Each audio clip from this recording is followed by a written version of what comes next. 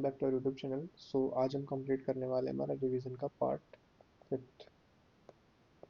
ठीक है, इसमें हम क्या क्या कंप्लीट कर लेंगे, मसल रिलैक्सेंट और उसके साथ में एक और चैप्टर है पेरी ऑपरेटिव कॉम्प्लिकेशंस।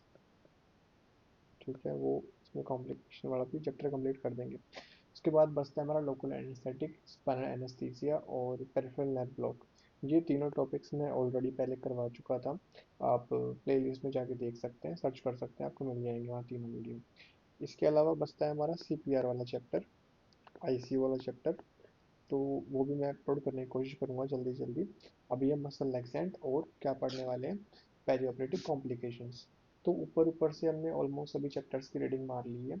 जो इंपॉर्टेंट पॉइंट्स थे मैंने आपको बता दिए हैं सारे के सारे। इसके अलावा आपको एमसीक्यू प्रैक्टिस अच्छे से करनी है।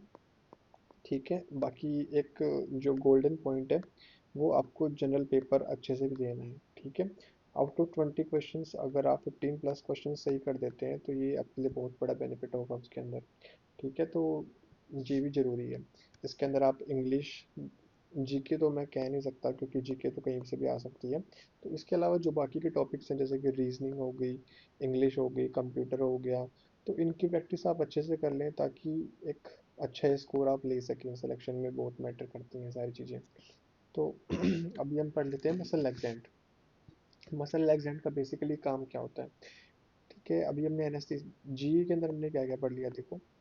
इंडक्शन एजेंट्स हमने पढ़ लिए जो कि इंड्यूस कराने के लिए काम आएंगे। इनहेलेशन एजेंट्स हमने पढ़ लिए जो क्या काम आएंगे, मेंटेन करने के लिए काम आएंगे एनेस्थीसिया को। ओपियोइड्स हमने पढ़ लिए जो क्या काम आते हैं, हमारे पेन रिलीफ के लिए काम आते हैं। तो एनाल्जेसिक आपने दे दिया, इंड्यूस आपने करवा दिया, मेंटेन आपने कर लिया। एक साथ में लास्ट प्रॉपर्टी और बचती है एक जीए की, वो होती है हमारी मसल रिलैक्सेशन। ठीक है, तो ये एक आखिरी ड्रग क्लास हमको पढ़नी है इसके अंदर, जीए के अंदर बाकी सारी चीज़ें हम ऑलमोस्ट कवर कर चुके हैं कवर। मसल रिलैक्सेशन के अंदर आपको रिलैक्सेंट्स आएंगे और साथ में उसको वापस रिवर्ट करने के लिए रिवर्सल्स आते हैं। तो ये दो चीज़ हमको और पढ़नी है। कैसे काम करते हैं मसल रिलैक्सेंट्स। अब जैसे पहले मैं आपको बता देता हूँ, इन ओपियोइड्स का हमने पढ़ा था कि वो mu receptors, kappa receptor, delta receptors पे काम करते हैं। ये सारे क्या ओपियोइड रिसेप्टर्स हैं। इंडक्शन एजेंट्स गाबा और ग्लाइसिन और ग्लूटामेट पे काम करते थे। इनहेलेशन एजेंट्स गाबा, ग्लाइसिन, एनएमडीए रिसेप्टर्स पे काम करते हैं। ठीक है, तो वैसे ही अभी हम क्या पढ़ने वाले हैं, हम पढ़ने वाले हैं अभी क्या पढ़, मसल रिलैक्सेंट, सॉरी। तो मसल रिलैक्सेंट्स किस पे काम करते हैं एट द एंड, क्या काम है इन ड्रग्स का, इनका काम होता है कि मसल्स को रिलैक्स करवाना। तो मसल्स को रिलैक्स कैसे करवाएंगे, जो हमारे न्यूरॉन्स होते हैं वो कनेक्टेड रहते हैं किससे, मसल से। तो न्यूरो जब एंड होता है, नर्व का जब एंड होता है उसके बाद में जो मसल्स होती है वहाँ पे क्या पाए जाते हैं, रिसेप्टर्स पाए जाते हैं। देखिए मैं बताता हूँ आपको डायग्राम के थ्रू। जैसे मान लेते हैं कि ये नर्व एंडिंग थी, इसके बाद में यहाँ पे मसल एंड प्लेट है जो कि ये वाली है। यहाँ पे क्या है, ये रिसेप्टर्स है। तो अब क्या होता है, नर्व से आपके पास मैसेज आता है, सिनेप्टिक वेसिकल है ये। ठीक है, नर्व का सिनेप्टिक वेसिकल वाला पार्ट है। यहाँ पे क्या रहता है, एसिटाइलकोलिन स्टोर्ड रहता है। क्या करेंगे, रिलीज करेंगे जब भी कोई मैसेज आएगा। इससे मैसेज आएगा तो क्या होगा, जो रिसेप्टर, ये जो रिसेप्टर्स हैं वहाँ पे क्या होगा, एसिटाइलकोलिन आके बाइंड कर जाएंगे, यहाँ पे आके बाइंड करेंगे। बाइंड करने से क्या होता है, यहाँ पे रिसेप्टर्स के पास क्या होता है, गेट होते हैं, गेटेड चैनल्स होते हैं। तो अभी तो ये क्लोज्ड स्टेट में यानी कि इनएक्टिवेटेड चैनल, जब यहाँ पे ECH के मॉलिक्यूल्स आके बाइंड हो जाएंगे तो ये चैनल क्या होते हैं, ओपन हो जाते हैं। ठीक है, ओपन चैनल्स यानी कि, तो इसको ओपन करने के लिए क्या होता है, एसिटाइलकोलिन रिलीज होता है। अब ये कब रिलीज क्या होता है, सब कुछ मैं आपको बता देता हूँ। नॉर्मली कुछ भी हम करना चाहते हैं, जैसे हम हाथ का मूवमेंट करना चाहते हैं, हाथ ऊपर उठाना चाहते हैं, पैर ऊपर करना चाहते हैं, ठीक है, आंखें बंद करना चाहते हैं, बोलना चाहते हैं, तो इन सब में क्या होता है, मसल्स का मूवमेंट रिक्वायर्ड होता है। तो अब ये कुछ मसल्स के मूवमेंट तो क्या होते हैं, इनवॉलेंट्री होते हैं, जो कि हमारे, जैसे कि हम रेस्पिरेशन ले रहे हैं तो ऐसे थोड़ी ना बार बार हम चाह के थोड़े ना सांस अंदर ले रहे हैं, चाह के थोड़ा ना सांस बाहर कर रहे हैं। तो ये तो हमारा क्या होता है कि बॉडी का पहले से प्रोसेस्ड होते हैं ये सारे मूवमेंट्स तो। पर ऐसे कुछ कुछ मूवमेंट्स है जो कि वॉलेंटरली हमको करना पड़ता है। तो उनके लिए क्या करना पड़ता है, हमको ब्रेन में पहले क्या करना पड़ता है, इसको सिग्नल देना पड़ता है। ठीक है, इसको ऑर्डर देना पड़ता है। फिर क्या होता है कि ये सिग्नल भेजता है न्यूरॉन के थ्रू उस मसल के पास जिसका मूवमेंट आपको करवाना है। ठीक है, मैसेज भेजता है। मैसेज वो क्या होता है, ACH के फॉर्म में भेजते हैं। एसी जाके यहाँ पे मसल पे बाइंड होता है, मसल को बताते हैं कि तुमको मूवमेंट करवाना है, कॉन्ट्रेक्शन करवाना है। तो वो खुद की जो रिसेप्टर्स होते हैं उनको ओपन करने के बाद में क्या होता है, मसल को हो जाती है डिपोलराइज होती है, और मसल क्या करती है अपना मूवमेंट प्रोसेस करती है आगे जाके। ठीक है। अब इसमें भी अलग अलग तरह के होते हैं, या तो आप खुद से वॉलंटरी चाह रहे हो, या फिर दूसरा एक हो सकता है कि कोई इमरजेंसी कंडीशन है, या फिर कोई भी ओपोजिशन वाली कंडीशन आ गई, जिसमें आपको ब्रेन क्या करता है, सिग्नल भेजता है। आपने क्या देखा, आपने कुछ देखा कि आपके साथ में सामने से गाड़ी आ रही है, ठीक है, तो वो मैसेज आपके पास आंखों ने भेजा माइंड के पास में। ठीक है। इसने क्या किया, सेंसरी नर्व्स के थ्रू आपको मैसेज दिया कि सामने से गाड़ी आ रही है। अब हमारा ब्रेन जो है वो क्या करेगा, इस रिस्पॉन्स के बदले प्रोसेस करेगा, प्रोसेसिंग, और मैसेज आगे भेजेगा मोटर नर्व्स के थ्रू। ठीक है, कि आपको मसल मूवमेंट करवानी है और वहां से सामने से हटना है। ठीक है, ये जाएगा मसल्स के पास में। फिर वहां से हम क्या होते हैं, मसल्स कॉन्ट्रैक्ट होती हैं, फिर चल के बंदा साइड में चल जाता है। तो फिर इस तरीके से मूवमेंट्स होते हैं पूरे टोटल ओवरऑल। सेंसरी नर्व्स क्या होती हैं, मैसेज सिग्नल्स लेके आती हैं ब्रेन के पास में। ब्रेन से सिग्नल्स लेके कौन सी नर्व्स आती हैं, वो होती है मोटर नर्व्स। तो ये सारी जो बेसिक बेसिक चीजें हैं इनको पता होनी चाहिए। अब हम चैप्टर हमारा शुरू करने वाले हैं। ठीक है।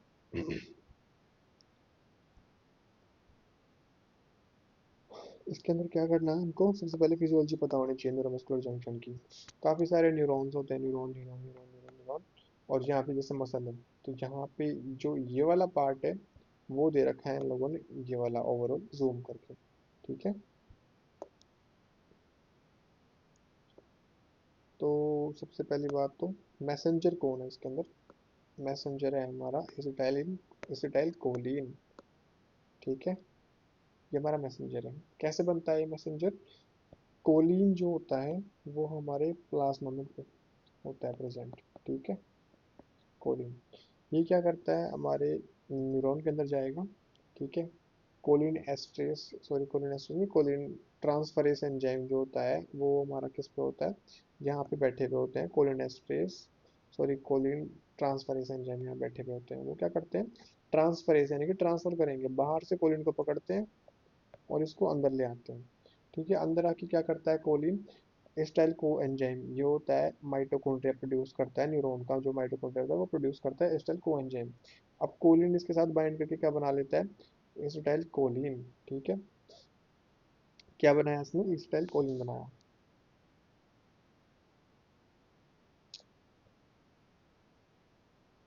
ठीक है, और ये एसिटाइल कोलिन आगे जाके क्या होता है, ये जो छोटे छोटे गोले से है ना, ये एसिटाइल कोलिन है, ये कहाँ पे जाके स्टोर हो जाते हैं, जो नर्व नर्व का एंड वाला पार्ट होता है उसको बोलते हैं, क्या बोलते हैं उसको, वेसिकल्स की फॉर्म में कहाँ जाके वो शिफ्ट हो जाते हैं, वो शिफ्ट हो जाते हैं किस पे, synaptic, whenever there is stimulation of nerve these vesicles migrate to surface rupture and release ACH। क्या करते हैं, ये वेसिकल्स बन के यहाँ पे नर्व एंड पे क्या होते हैं, इकट्ठे हो जाते हैं। और जब भी आपके पास मैसेज आएगा कि हाँ ये एक्शन करना है, मैसेज देना है आगे, मोटर मूवमेंट या फिर मसल मूवमेंट करवाना है, तो ये एसिटाइलकोलिन के जो मॉलिक्यूल्स हैं जो बन गए हैं वेसिकल्स, वो यहाँ से बाहर निकल जाते हैं नर्व से बाहर। सिनेप्टिक क्लेफ्ट, इससे भी क्वेश्चन बनता है कि इसका कितना एरिया होता है ये। ठीक है, कितनी लेंथ और विड्थ होती है, 20 नैनोमीटर, ये क्वेश्चन आ चुका है पहले। अब ये क्या करेंगे, ये एसीएच के रिसेप्टर्स होते हैं ना, इन पे आके जाके क्या करते हैं, वेसिकल्स बाइंड होने लग जाते हैं। बाइंड बाइंड होने के बाद में ये अपने गेट ओपन कर देते हैं, यहाँ पे दो गेट पाए जाते हैं। ठीक है, तो वो भी हम देख लेंगे। ये वाला क्वेश्चन 20 नैनोमीटर वाइड होता है। इसके बाद में हमको क्या ध्यान रखना है, कि एक बार जब ये यहाँ पे बाइंड हो जाते हैं वेसिकल्स आके, मसल का मूवमेंट हो चुका है, उसके बाद में क्या होता है, प्लाज्मा के अंदर प्रेजेंट होता है क्या, एसिटाइल कोलिन एस्ट्रेस। एस्ट्रेस मतलब खाने के लिए आए हैं इसको। ठीक है, ये क्या करेंगे, एसिटाइल कोलिन को यहाँ से उठा के और लेके चले जाएंगे यहाँ से, यानी कि इसको खत्म कर देंगे। स्ट्रेस क्या करता है, खत्म करने का काम करता है, एसिटाइल कोलिन स्ट्रेस। ठीक है, तो इस तरीके से पूरी साइकिल चल रही होती है, ऐसा थोड़ा ना कि मूवमेंट लगातार चलता ही रहेगा, मूवमेंट को रोकना भी पड़ता है ना। तो वो कैसे रोकेंगे, वो प्लाज्मा में प्रेजेंट है एसिटाइल कोलिन स्ट्रेस, ये करता है इसको वहां से हटा देता है। इसका नाम दूसरा क्या है, ट्रू कोलिन एस्ट्रेस, यानी कि ट्रू कोलिन एस्ट्रेस है एस्टर कोलिन एस्ट्रेस। ठीक है, तो कहाँ बनता है ये? प्लाज्मा के अंदर प्रेजेंट होता है, बनता है किससे है ये? Which is synthesized by underlying muscle. जो मसल है जिसपे ये काम कर रहे हैं वो मसल ही बनाती है इसको, ठीक है, स्टाइल एस्ट्रेस को। इसके बाद में हम पढ़ते हैं एसिटाइलकोलिन का रिसेप्टर के बारे में पढ़ लेते हैं। किससे बना हुआ होता है? अमीनो एसिड्स यानी प्रोटीन से बना हुआ होता है। इसके अलग अलग सब यूनिट्स होती हैं। मेनली कहाँ पे काम करते हैं ये एसिटाइलकोलिन? ये काम करता है अल्फा सब यूनिट पे। एसिटाइलकोलिन हो गया, सक्सिनलकोलिन हो गया, या फिर क्या बोलते हैं कॉम्पिटिटिव एंटागोनिस्ट, इसको बोलते हैं डिपोलराइजिंग मसल रिलैक्सेंट, सारे यहीं पे आके बाइंड होते हैं। ठीक है, तो अभी घबराना नहीं है सक्सिनलकोलिन को देख के, नॉन डिपोलराइजिंग कॉम्पिटिटिव को देख के। सारा मैं समझा दूंगा कि कैसे क्या क्या होता है ये। ठीक है, तो ये कहाँ पे आके बाइंड करते हैं? ये रिसेप्टर पे आके बाइंड करते हैं। तो उसके अंदर दो चैनल पाए जाते हैं, दो गेट होते हैं रिसेप्टर के पास। एक ऊपर वाला होता है वन वोल्टेज डिपेंडेंट, दूसरा होता है वन टाइम डिपेंडेंट। दोनों ओपन हो जाएंगे तो उसके बाद क्या होता है? मसल का मूवमेंट होता है। ठीक है, एक होता है हमारे एक्स्ट्रा जंक्शनल रिसेप्टर्स, हमने क्या पढ़ ली? एसिटाइलकोलिन के रिसेप्टर पढ़ ली। एक होता है एक्स्ट्रा जंक्शनल रिसेप्टर, यानी कि एसिटाइलकोलिन के रिसेप्टर्स के अलावा भी कुछ ना कुछ रिसेप्टर्स हैं। ठीक है, तो वो किसके अंदर होते हैं? या तो वो बच्चों के अंदर होते हैं, इन्फेंट्स के अंदर, या फिर डिनर्वेटेड नर्व्स के फॉर्म में पाए जाते हैं। ये किसके अंदर होता है? डिनर्वेटेड या फिर रिजनरेटिंग नर्व्स किसको बोलते हैं?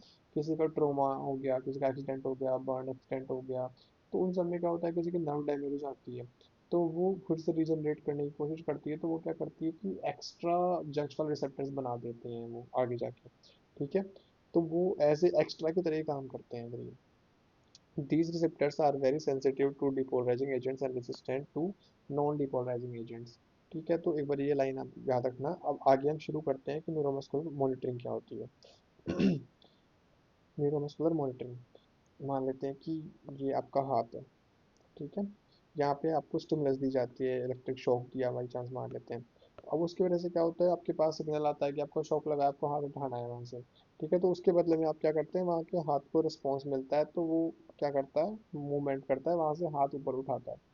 ठीक है, तो इसकी वजह से क्या पता लगता है हमको? इसकी वजह से ये पता लग रहा है कि जो नर्व थी जिसपे आपने इलेक्ट्रिक शॉक दिया या फिर स्टिमुलस दिया, वो अभी एक्टिवेटेड फॉर्म में है।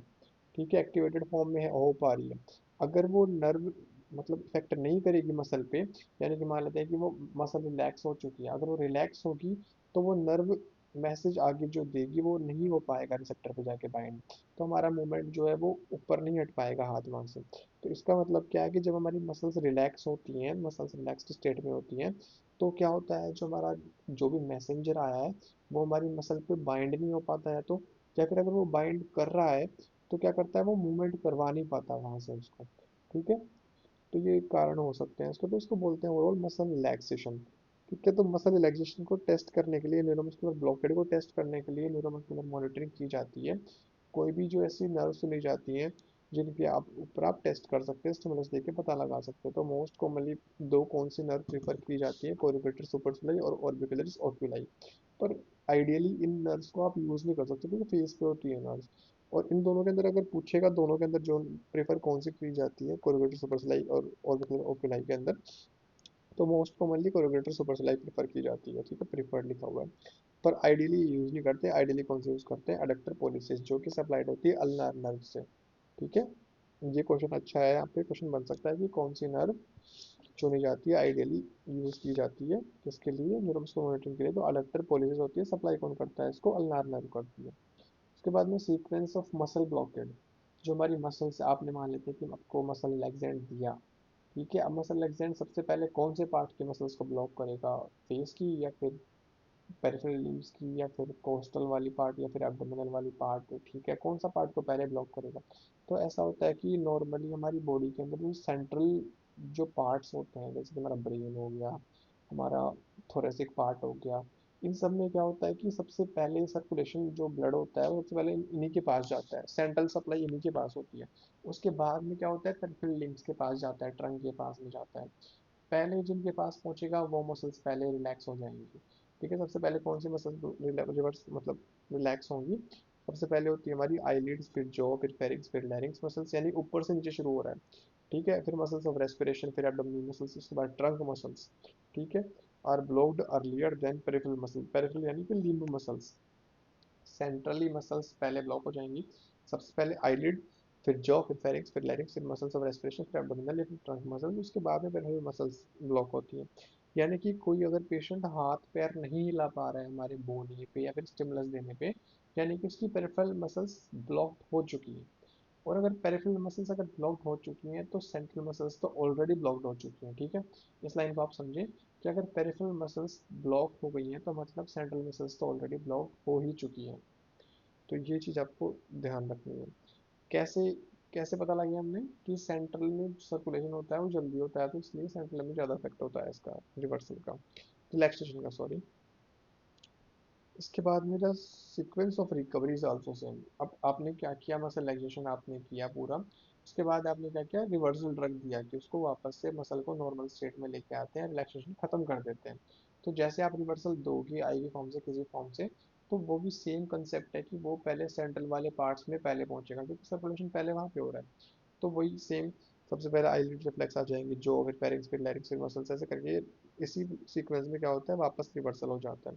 लास्ट में कौन सी आती है, लिम्ब मसल्स। अगर पेशेंट हाथ पैर हिला पा रहा है इसका मतलब क्या है कि सेंट्रल मसल्स ऑलरेडी उसकी वापस आ चुकी है। तो ये एक इम्पोर्टेंट पॉइंट है, ठीक है। अडक्टर पोलिसिस जो नर्व, जो ये आप यूज कर रहे हो, मसल चूज कर रहे हो आपने, अडक्टर पोलिसिस जो चूज की है, वो कहाँ पे होती है, अल्नार नर्व से सप्लाइड होती है। अल्नार नर्व कहाँ पे होती है, हमारे हाथों में होती है। अपर लिम्स, अपर लिम्स क्या होते हैं, पेरिफेरल लिम्स में आते हैं। तो अगर ये स्टिमुलेट करने पे इफेक्ट दे पा रही है, मूवमेंट कर पा रही है, तो मतलब पेरिफेरल लिम्स आपके एक्टिवेट हो चुके हैं, ठीक है, रिलैक्स नहीं है, तो मतलब बाकी के पार्ट भी आपके एक्टिवेट हो ही चुके हैं। उसके बाद में नेक्स्ट हमारा क्लासिफिकेशन ऑफ मसल एक्सेंट्स। दो तरह की क्लासिफिकेशन में इनको बांटा गया है। एक तो होता है डीपोलराइजिंग मसल एक्सेंट, ये वाला। एक होता है हमारा non depolarising muscle accent. Depolarising मतलब कि दोनों का काम तो क्या है, डीपोलराइजिंग हो चाहे नॉन डीपोल, दोनों को क्या करना है, मसल्स को कुल मिला के रिलैक्स करनी है, ठीक है। जो एसिटाइल कोलिन, सेकंड, तो डीपोलराइजिंग तो कैसे ब्लॉक करेगा और नॉन डीपोलराइजिंग कैसे ब्लॉक करेगा वो हमको समझना है। डिपोलराइजिंग कैसे काम करता है कि जैसे कि स्टेल कोलिन बाइंड हो रहा था रिसेप्टर पे जाके, वैसे ही क्या होता है सक्शनल कोलिन भी जाके क्या होता है, बाइंड हो जाता है रिसेप्टर पे, ठीक है। जैसे ये काम कर रहा था वैसे ये काम कर रहा है। ये यहाँ पे गया, इसने क्या करवाया, यहाँ पे मूवमेंट करवा दिया एक बार, ठीक है। ये ऐसा नहीं है कि इसको मूवमेंट को रोक रहा है, एक बार करवाया, ठीक है। ऐसे कर करके जैसे सक्शनल कोलिन की अमाउंट खूब ज़्यादा बढ़ जाता है, एक साथ खूब सारे आप दे देते हो, मतलब ड्रग देते हो, तो एक्सेसिव अमाउंट में यहाँ पे रिसेप्टर्स के पास में जाके सक्शनल कोलिन बैठ जाते हैं, एक के बाद एक के बाद एक के बाद एक के बाद ऐसे अटैच होते रहते हैं। तो उसकी वजह से क्या होता है, मसल्स के अंदर मूवमेंट होती है। उसको क्या बोल देते हैं हम, जो हम देखते हैं फेस्टिकुलेशन, जिसको हम बोल देते हैं फैसिकुलेशंस। सक्शनल कोलन देने के बाद क्या आता है, फैसिकुलेशंस आते हैं। तो वो इसी वजह से आ रहे हैं क्योंकि वो एक के बाद एक के बाद एक के बाद एक के बाद जल्दी जल्दी मूवमेंट करवा रहे हैं, ठीक है। और इतना मूवमेंट करवाने के बाद में क्या होता है, हमारी जो मसल होती है वो रिफ्रैक्टरी पीरियड में चल जाती है। एक तरीके से मान लेते हैं कि वो थक जाती है बार बार मूवमेंट करवा के। तो कुछ टाइम के लिए मसल जो है वो रिफ्रैक्टरी पीरियड में जा चुकी है, अभी वो मसल रिलैक्स्ड है, ठीक है, वो कॉन्ट्रैक्ट नहीं करेगी, अभी रिलैक्स स्टेट में पहुंच चुकी है कुछ टाइम के लिए। तो ऐसे काम करते हैं हमारे डीपोलराइजिंग मसल रिलैक्सेंट्स। अब एनडीएमआर, नॉन डीपोलराइजिंग मसल रिलैक्सेंट्स कैसे काम करते हैं कि ये क्या करेंगे, मान लेते हैं कि ये रिसेप्टर था एसिटाइलकोलिन का, यहाँ पे एसीएच भी है और यहाँ पे एनडीएमआर भी आ गया। एनडीएमआर क्या करता है, फाइट करता है इससे, ठीक है, इसको बाइंड नहीं होने देगा वो, और खुद जाके बाइंड हो जाता है और इस मसल रिसेप्टर को ब्लॉक कर देता है। और ब्लॉक कर देगा तो अब एसिटाइलकोलिन आ नहीं सकता, तो क्या वो मसल मूवमेंट करवा नहीं सकता, ठीक है। तो एनडीएमआर क्या करता है, इससे लड़ाई करके काम करता है। तो इसलिए इसको बोलते हैं कॉम्पिटिटिव एंटागोनिस्ट। कॉम्पिटिटिव मतलब कॉम्पिटिटिव है इसका, और एंटागोनिस्ट यानी कि इससे उल्टा काम करने के लिए, कॉम्पिटिशन करने के लिए आया है यहाँ पे। तो एनडीएमआर यहाँ पे आके बाइंड हो जाते हैं। जब तक ये बाइंड यहाँ पे रहेंगे तब तक क्रिस्टल कोई यहाँ पे आके कुछ नहीं कर सकता, ठीक है। अब दूसरी बात रहती है कि रिवर्स कैसे करना है दोनों स्टेजेस को। बात कर लेते हैं पहले डीपोलराइजिंग की। डीपोलराइजिंग में आपको रिवर्सल एजेंट देने की कोई जरूरत नहीं है। सक्शनल कोलिन को खाने के लिए भी एक एंजाइम होता है हमारे प्लाज्मा में, उसको बोलते हैं सूडोकोलिन एस्ट्रेस। जैसे एस्टाइल कोलिन को खाने के लिए एस्टाइल कोलिन एस्ट्रेस था, वैसे सक्शनल कोलिन को खाने के लिए कौन सा हमारा एंजाइम होता है बॉडी में पहले से, उसको बोलते हैं सूडोकोलिन एस्ट्रेस, जो कि कहाँ बनता है, लीवर में बनता है, ठीक है, लीवर में बनता है। तो वो सूडोकोलिन एस्ट्रेस आके क्या करेगा कि इसको खाना शुरू कर देगा, तो अपने आप ये रिवर्स बैक अपने स्टेट में आ जाती है। बात कर लेते हैं एनडीएमआर का रिवर्सल कैसे होगा। हमेशा रिवर्स रिवर्स तो करना ही पड़ेगा ना, उसको रिलैक्स तो रख नहीं सकते, उसको हर टाइम के लिए रिलैक्स रिलैक्स रखेंगे फिर से सांस नहीं ले सकता पेशेंट। तो रिवर्स करने की बारी आएगी।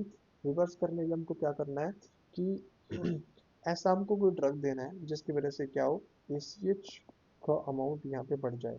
ठीक है, तो खूब सारे एसीएच के मॉलिक्यूल्स यहाँ पे इकट्ठे हो जाएं। अब एसीएच क्या करेंगे, कंपटीशन करके यहाँ से एनडीएमआर को हटा देंगे लात मार के। ठीक है, और खुद आके यहाँ बैठ जाएंगे। अब फिर मतलब कि क्या होगा, पेशेंट खुद की नॉर्मल स्टेट में आ चुका है। ठीक है, एसीएच को क्या करनी पड़ेगी, भीड़ इकट्ठी करनी पड़ेगी एसीएच को। अब एसीएच की भीड़ इकट्ठी कैसे करेगी, कौन सा ड्रग आप दोगे, तो ड्रग एक होता है cholinesterase inhibitor. Cholinesterase क्या करता है, एस्टलकोलिन को खाता है। ठीक है, तो उसको खाने से रोकना है। जब एस्टलकोलिन को खाने से रोकोगे तभी तो एस्टलकोलिन के खूब सारे मॉलिक्यूल्स एक जगह इकट्ठे हो पाएंगे ना। तो कोलिन एस्ट्रेज इनिबिटर दिया जाता है as in the form of reversal drug. और वो कौन सा ड्रग होता है, नियोस्टिगमिन हो सकता है, पाइरिडोस्टिगमिन हो सकता है, फाइजोस्टिगमिन हो सकता है, एड्रोफोनियम हो सकता है। इन चारों में मोस्ट कॉमनली कौन सा यूज करते हैं, नियोस्टिगमिन यूज करते हैं। ठीक है, तो मैंने आपको इसकी बेसिक बेसिक मैकेनिक्स बता दी कि कैसे अपने इफेक्ट डालते हैं और कैसे हम इनको रिवर्स कर सकते हैं। अब एक एक के बारे में हम थोड़ा पढ़ लेंगे इसको कि क्या कौन कैसे क्या इफेक्ट डाल रहा है।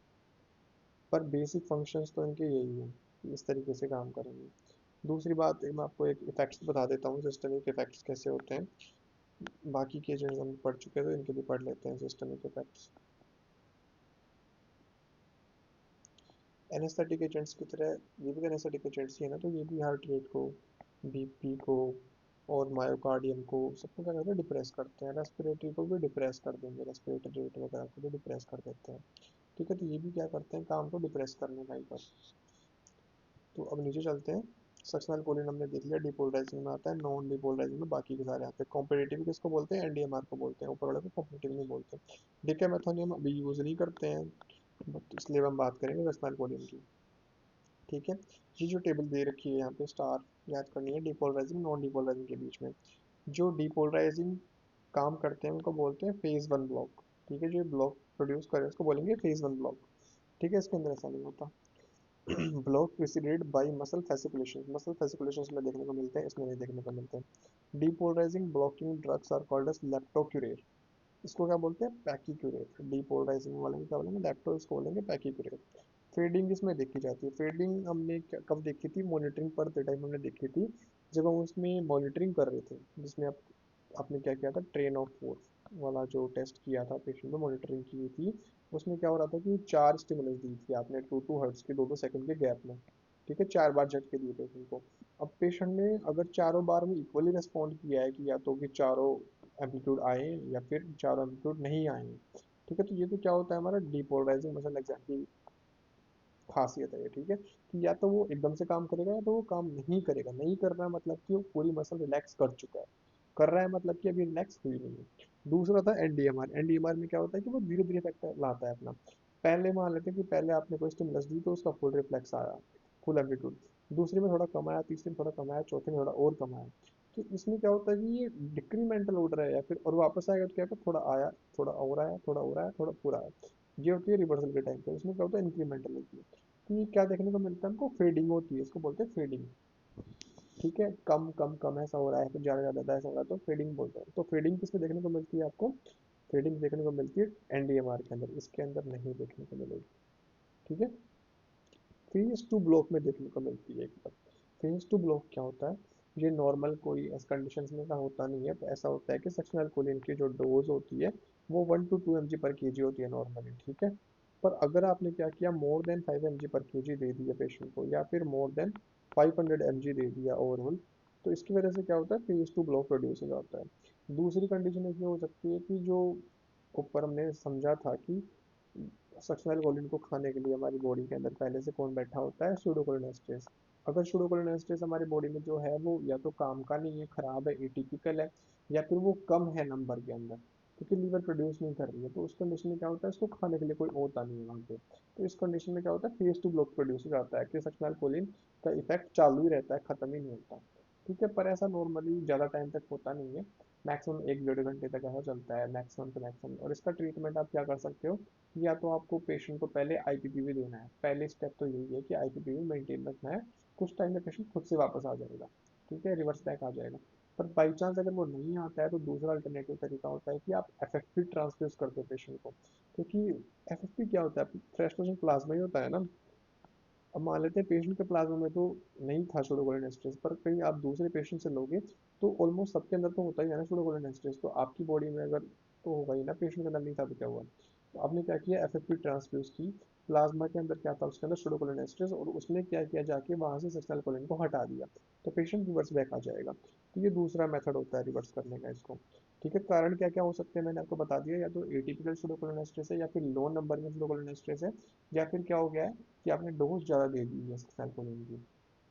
अब तीसरी बात, एक और बात याद रखने की है कि एटिपिकल सुडोकोलिनेस्ट्रेस या फिर सुडोकोलिनेस्ट्रेस का नंबर कम है, तो वो पता कैसे लगाया जाता है, वो पता लगाया जाता है डिबुकेन नंबर का, नाम का टेस्ट होता है डिबुकेन नंबर, याद रखना आपको डिबुकेन नंबर। तो इसकी वजह से आप पता लगा सकते हो। नो पोस्ट एटेनिक फैसिकुलेशन, इसमें क्या होता है, पोस्ट एटेनिक फैसिलिटेशन देखा जाता है, फेडिंग की तरह ही है। उसके बाद में डू नॉट रिक्वायर रिवर्सल, इसमें खुद से वो हो जाएगा।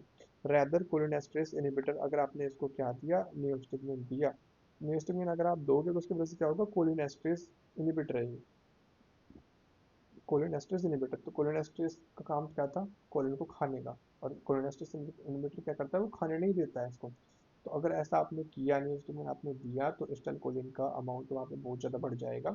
तो इसका इफेक्ट कंटिन्यूअसली चलता रहेगा, वो भी जाके बाइंड हो जाएंगे रिसेप्टर पे, एसिटाइलकोलिन तो था ही वहाँ पे इसको एक्साइट करवाने के लिए, वो भी चले जाएंगे। तो बार बार वो रिफ्रैक्टरी होते हो तो लंबा पीरियड चला जाएगा। ठीक है, तो इसको न्यूस्टिग्मिन बिल्कुल भी नहीं देना है डीएमआर के अंदर में। लेकिन इसके अंदर ऐसा नहीं है, इसके अंदर डीएमआर के अंदर आप क्या करोगे, एनडीएमआर में आप न्यूस्टिग्मिन दोगे। ठीक है, क्योंकि कॉम्पिटिटिवली भगाना है उनको वहाँ से। ये हो गया। इसके बाद में आपको पढ़ना है, थेसल एंड पोल ने इंट्रोड्यूस किया था पहली बार सक्सेनल कोलिन 1952 में, यूज किसने किया था, बॉबेट ने, इसके लिए इसको नोबेल प्राइज मिला था। सक्सेनल कोलिन का केमिकल नेम क्या होता है हमारा, डाइकोलिन। देखो यहाँ पे लिखा हुआ है ये, इसको मिटाते हैं पहले। इसका नाम क्या दे रखा है, डाइकोलिन ईस्टर ऑफ सक्सिनिक एसिड, ये इंपॉर्टेंट है, क्वेश्चन बन सकता है यहाँ से। इसके बाद में आगे चलते हैं हम, सॉरी कहाँ चला गया,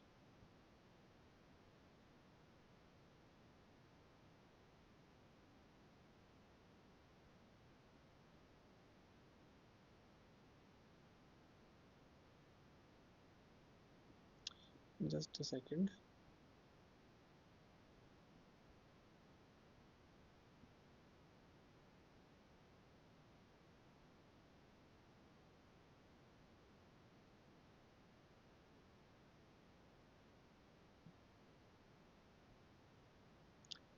ठीक है, इसका नाम क्या था, डाइकोलिन ईस्टर ऑफ सक्सिनिक एसिड। ये मुझे याद रखना है, 10 ml की वायल होती है, ये सब कुछ नहीं पूछेगा, ये पूछता है कि इसको रेफ्रिजरेट करना पड़ता है। ठीक है, 4 डिग्री सेल्सियस पे रखना चाहिए। 30 से 60 सेकंड में इसका ड्यूरेशन ऑफ एक्शन है, less than 10 minutes. Onset of action कितना है, 30 से 60 सेकंड, ड्यूरेशन ऑफ एक्शन इसका क्या है, लेस देन 10 मिनट्स। उसके बाद में इसको बोला जाता है, क्या बोला जाता है इसको, आइडियल मसल लैक्सेंट फॉर इंटीमेशन। ठीक है, इंपॉर्टेंट पॉइंट है। इंटीमेशन के लिए क्या है, आइडियल मसल लैक्सेंट है। किस लिए क्यों बोला है, क्योंकि इसका ड्यूरेशन एक्शन क्या है, लेस देन 10 मिनट्स। अगर आपसे इसमें इंटीमेट नहीं हो पाया तो कोई बात नहीं, पेशेंट खुद से रिवर्स आ जाएगा वापस।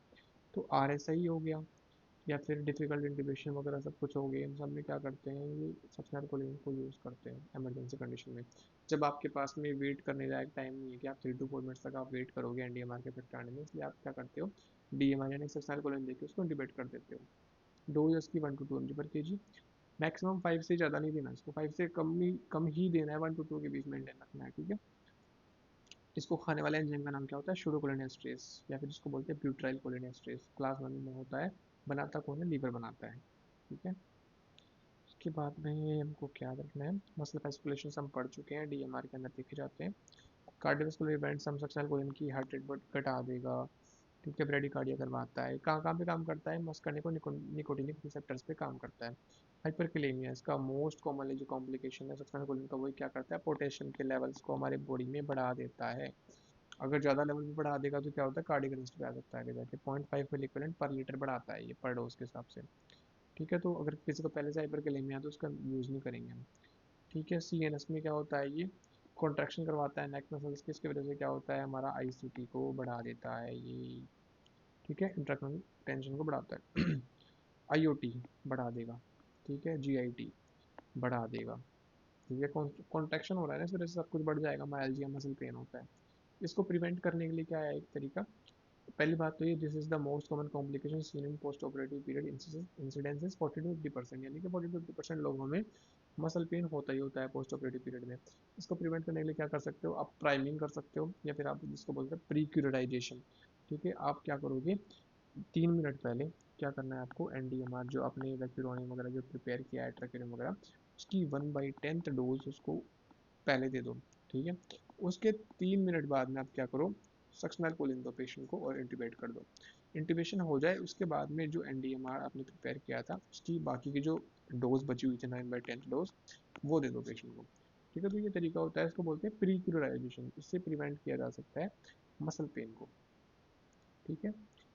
उसके बाद में मैलिग्नेंट हाइपरथर्मिया कंडीशन में तो नहीं देना, क्योंकि एक्सेसिव मूवमेंट्स की वजह से क्या होता है, पोटेशियम के लेवल्स बढ़ते हैं, साथ ही में इसमें कॉन्ट्रैक्शन हो रहा है तो टेम्परेचर वैसे ही बढ़ जाता है बॉडी का, थर्मिया वैसे ही हाइपरथर्मिया हो जाएगा। तो मैलिग्नेंट हाइपरथर्मिया में ये मोस्ट कॉमनली इम्प्लिकेटेड ड्रग है। ठीक है, बिल्कुल भी यूज़ नहीं करना है।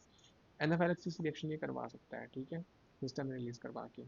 Masseter spasm, external colon can cause masseter spasm in children which may be precursor sign for malignant hyperthermia, ये याद रखना है। कॉन्ट्राइंडिकेशन, हाइपरकैलेमिया में यूज़ नहीं करेंगे, न्यूरोसर्जरी में यूज़ नहीं करना चाहिए। अगर आपको यूज़ करना ही पड़ रहा है तो आप हाइपर वेंटिलेट करो पेशेंट को, जिसकी वजह से आईसीटी मेंटेन हो जाएगा। ग्लाउकोमा, आई इंजरी यानी कि आईओपी के पेशेंट्स में, यानी कि आईओपी इंक्रीज करता है, इसलिए ऑप्थल सर्जरी में इसको यूज़ नहीं करेंगे। करना है तो फिर आप क्या करो, साथ में उसको हाइपर वेंटिलेट करो, या फिर आप क्रेडिशन भी करो साथ में। न्यू बॉर्न्स इन्फेंट्स के अंदर पहले बोलते थे कि नहीं करना चाहिए, क्योंकि इनके अंदर क्या होता है, एक्स्ट्रा जंक्शन रिसेप्टर्स होते हैं, तो ये ज़्यादा रिसेप्टर पर जाकर बाइंड करता है। ठीक है, ज़्यादा पर जाकर बाइंड करेगा तो क्या होगा, ज़्यादा देर तक लेके आता है, इसलिए इसको यूज़ नहीं करना चाहिए। ट्रॉमा के बाद में यूज़ नहीं करना चाहिए, क्योंकि ट्रॉमा के बाद में क्या होता है, 2 से 3 महीनों के बाद में एक्स्ट्रा जंक्शन रिसेप्टर्स बने हुए होते हैं, तो ज़्यादा काम करता है फिर ये जाके इन पे, तो इसलिए इसमें यूज़ नहीं करना चाहिए। रीनल फेलियर पेशेंट्स में नहीं करना चाहिए, क्योंकि हाइपरकैलेमिया करवाता है। ठीक है, रीनल फेलियर करवा देगा आगे जाके।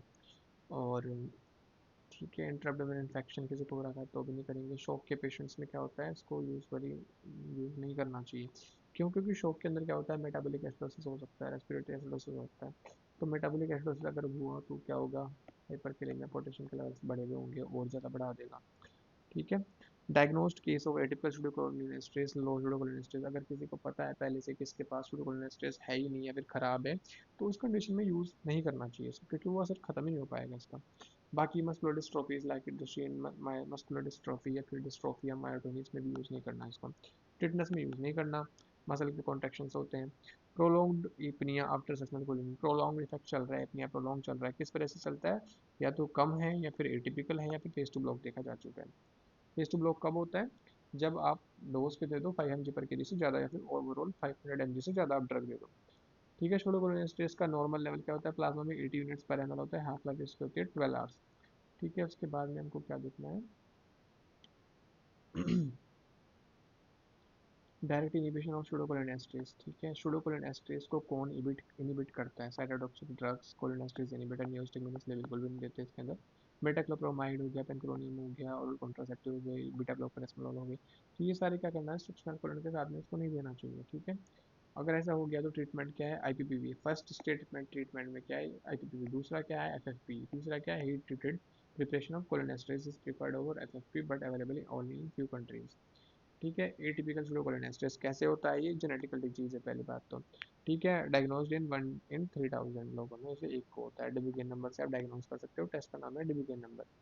उसके बाद में सोडियम फ्लोराइड भी आप डाल सकते हो डिबिगेन की जगह, से भी टेस्ट कर सकते हो। ट्रीटमेंट आपको बता दिया मैंने इसका, आईपीपीवी करो, नहीं होता उससे तो फिर क्या करोगे, एफएफपी ट्रांसड्यूस कर दोगे।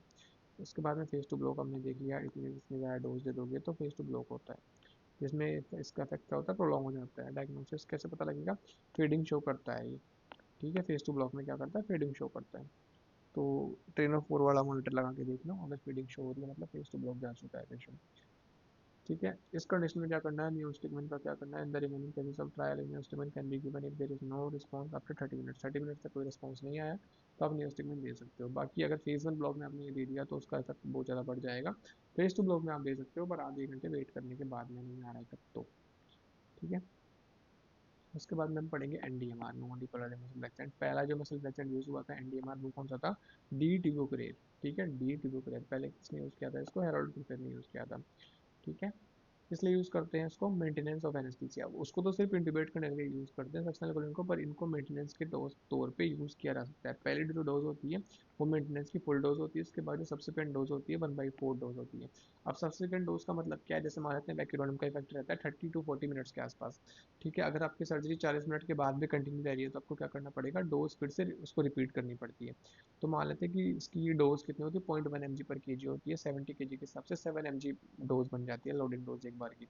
7 mg आपने दे दिया तो मतलब 40 मिनट्स तक पेशेंट की मसल रिलैक्स रहेंगी। अगर आपको फिर से उसको आगे रिलैक्स चाहिए, आगे के 30 मिनट और रिवर्स रिलैक्स चाहिए, तो आप क्या करोगे, उसको थोड़ी और दोगे। कितना और दोगे, ऐसे नहीं करना है कि 7 mg पहले दिया तो फिर से 7 mg दे देंगे।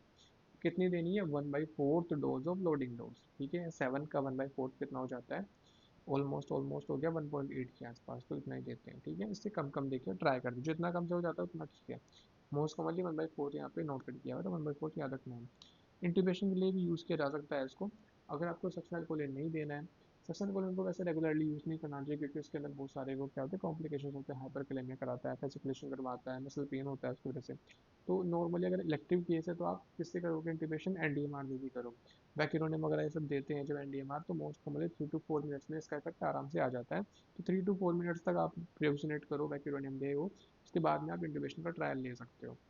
ठीक है, मेरा यहाँ पे सब कुछ नोटेड है, यहाँ पे जो मैंने आपको बताया। उसके बाद में प्राइमिंग मैंने आपको बता दिया, मैकेनिज्म ऑफ एक्शन मैंने आपको समझा दिया कि कैसे ये काम करते हैं। क्लासिफिकेशन देख लेते हैं। एक चीज़ यहाँ पे ये इंपॉर्टेंट है कि जितने भी नॉन डिपोलराइजिंग मसल रिलैक्सेंट हैं, सारे के सारे क्या होते हैं, क्वाटरनरी अमोनियम कंपाउंड्स होते हैं। Quaternary ammonium compounds highly water इसका मतलब क्या है कि वो ब्लड ब्रेन बैरियर को क्रॉस नहीं करेंगे, यानी कि प्रेग्नेंट अगर कोई हो रही है तो वो प्लेसेंटा को क्रॉस नहीं करेंगे। एक क्वेश्चन ये बन सकता है कि कौन कौन से ड्रग्स नहीं करते हैं, तो मैं आपको बता देता हूँ। ग्लाइकोपायरोलेट, ठीक है, साथ में नियोस्टिग्मिन, साथ में मसल रिलैक्सेंट्स। मसल रिलैक्सेंट में कौन से, एनडीएमआर। ये सारे ड्रग्स जो हैं वो ब्लड ब्रेन बैरियर को क्रॉस नहीं करते हैं, इनको याद रखना है। ठीक है, एनडीएमआर नॉन डिपोलराइजिंग मसल रिलैक्सेंट्स में क्या क्या आ जाएगा, वैक आ जाएगा, एट्राजेंसिस एट्रागर आ जाएगा, रोक्यूरोनिम आ जाएगा। तो ये सारे सेम ड्रग्स हैं, आप दे सकते हैं इनको। बाकी जो इंडक्शन एजेंट्स हैं, ओपियोइड्स हैं, ये सारे क्या करते हैं, क्रॉस कर देते हैं ब्लड ब्रेन बैरियर को। इसलिए अगर एलएससीएस जैसे क्या होता है, लोअर सेक्शन सेक्शन, उसमें क्या होता है कि बाई चांस अगर आपको क्या करना पड़ा तो जीए में कन्वर्ट करना पड़े, तो उसके अंदर इंडक्शन डोज वगैरह सब कुछ मिनिमल दे के करते हैं उसको, एंटीबायोटिक वगैरह। और ओपियोइड उसको पहले नहीं देते हैं, क्योंकि मेटल ब्लड के अंदर वो जल्दी से क्या होता है, चला जाता है। तो बच्चे के अंदर जाके क्या कर सकता है, वो टॉक्सिटी कर सकता है, रेस्पिरेटरी डिप्रेशन करवा सकता है, इसलिए उसको नहीं देते उस टाइम पे। जब इंजेक्शन लगने के बाद बच्चा आउट हो जाता है, उसके बाद उसको क्या दे सकते हो, ओपियोइड दे सकते हो, या फिर बाकी जो इंडक्शन एजेंट्स वगैरह हैं वो दे सकते हो बाद में। ठीक है, पर इंडक्शन किससे कर सकते हो, मेनली आप प्रोपोफॉल दे के कर सकते हैं। ठीक है, पहले ऐसा था कि नहीं करते थे उससे, पर आजकल प्रोपोफॉल से तो कर सकते हैं, ऐसा स्टडीज जो रिसेंटली हुई बताते हैं। साथ में मेंटेनेंस आप किससे करोगे, इंडक्शन एजेंट्स दोगे, और साथ में आप उसको मसल रिलैक्सेंट दे दो। ओपियोइड्स कब दोगे उसको, जब आप मतलब उनका पेशेंट का मतलब क्या होता है, बच्चा डिलीवर हो चुका है, उसके बाद आप ओपियोइड दे सकते हो एनाल्जेसिक के लिए। ठीक है, उससे पहले आपको पीसीएम वगैरह से काम चलाना होता है। उसके बाद में क्लासिफिकेशन देख लेते हैं हम, on the basis of chemical structure. दो तरह के क्लासिफिकेशन दे रखा है, स्टेरॉयडल और बेंजाइल आइसोक्विनोन। ठीक है, बेंजाइल आइसोक्विनोन तो क्या होते हैं और स्टेरॉयडल क्या होते हैं, दोनों का क्या प्रॉपर्टी है। ये तो क्या होते हैं, ये वेगोलाइटिक होते हैं। वेगोलाइटिक, वेगोलाइटिक वेगस मतलब कि पैरासिम्पैथेटिक, पैरासिम्पैथेटिक को लाइटिक मतलब तोड़ना, पैरासिम्पैथेटिक को तोड़ेंगे, यानी कि उल्टा इफेक्ट लाएंगे। हार्ट रेट को घटाना होता है वेगस में, तो इसमें क्या करेंगे, बढ़ाएंगे। वेगोलाइटिक मतलब हार्ट रेट वगैरह बढ़ेंगी इसके अंदर। ठीक है, बेंजाइलाइसोक्विनोन क्या होते हैं, ये क्या करते हैं, ये हिस्टामिन रिलीज करवाते हैं। हिस्टामिन रिलीज करवाएंगे तो क्या होगा, ब्रोंकोस्पाज्म के चांसेस होते हैं। ठीक है, ब्रोंकोस्पाज्म।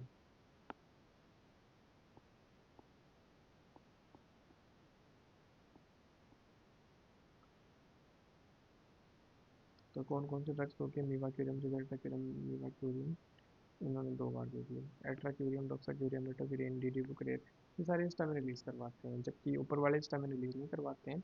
तो इनमें ब्रोंकोस्पाज्म का खतरा नहीं होता। अदर्स गैलामाइन, एक अकेला गैलामाइन है जो कि क्या करता है, क्रॉस कर देता है ब्लड ब्रेन बैरियर को, तो ये प्रेग्नेंट लेडीज में नहीं देना चाहिए। इसके अलावा एक और चीज़ है जो कि ब्लड ब्रेन बैरियर को क्रॉस करती है, एट्राक्यूरियम का क्या होता है, एक मेटाबोलाइट बनता है, उसको बोलते हैं लेडोनोसिन। ठीक है। ये क्या करता है, ब्लड ब्लड ब्रेन बैरियर को क्रॉस कर देता है, तो एट्रा भी नहीं देना चाहिए देखा जाए तो इस तरीके से। ठीक है। इसका मॉडिफिकेशन बाद में आया था सिसेट्राक्यूरियम, जो कि ये बीटा प्रोडक्ट लोडोमेसेन नहीं बनाता। ठीक है, तो इसकी वजह से क्या होगा, ब्लड ब्रेन बैरियर क्रॉस नहीं होगा, तो सिसेट्राक्यूरियम को प्रीफर किया जाता है एज कम्पेयर टू एट्राक्यूरियम। आगे चलते हैं, दोनों के अंदर डिफरेंस हमने देख लिया कि एक न्यूकोलाइटिक है और एक स्टैमिन रिलीज करवाता है। On the basis of duration of action दूसरा क्लासिफिकेशन देख लेते हैं। शॉर्ट एक्टिंग में क्या आता है, मीवाक्यूरियम, रोपाक्यूरोनियम, घंटाक्यूरियम। घंटाक्यूरियम सबसे शॉर्टेस्ट एक्टिंग होता है, ठीक है, याद रखना है इसको। मीवाक्यूरियम का ड्यूरेशन ऑफ एक्शन थोड़ा कम होता है, इसलिए इसको डे केयर सर्जरीज में प्रीफर किया जाता है। ठीक है। इंटरमीडिएट एक्टिंग में कौन कौन सा आता है, वैक आता है, रोक आता है, एट्राक्यूरियम आता है। 25 to 40 मिनट्स के आसपास इनका इफेक्ट रहता है।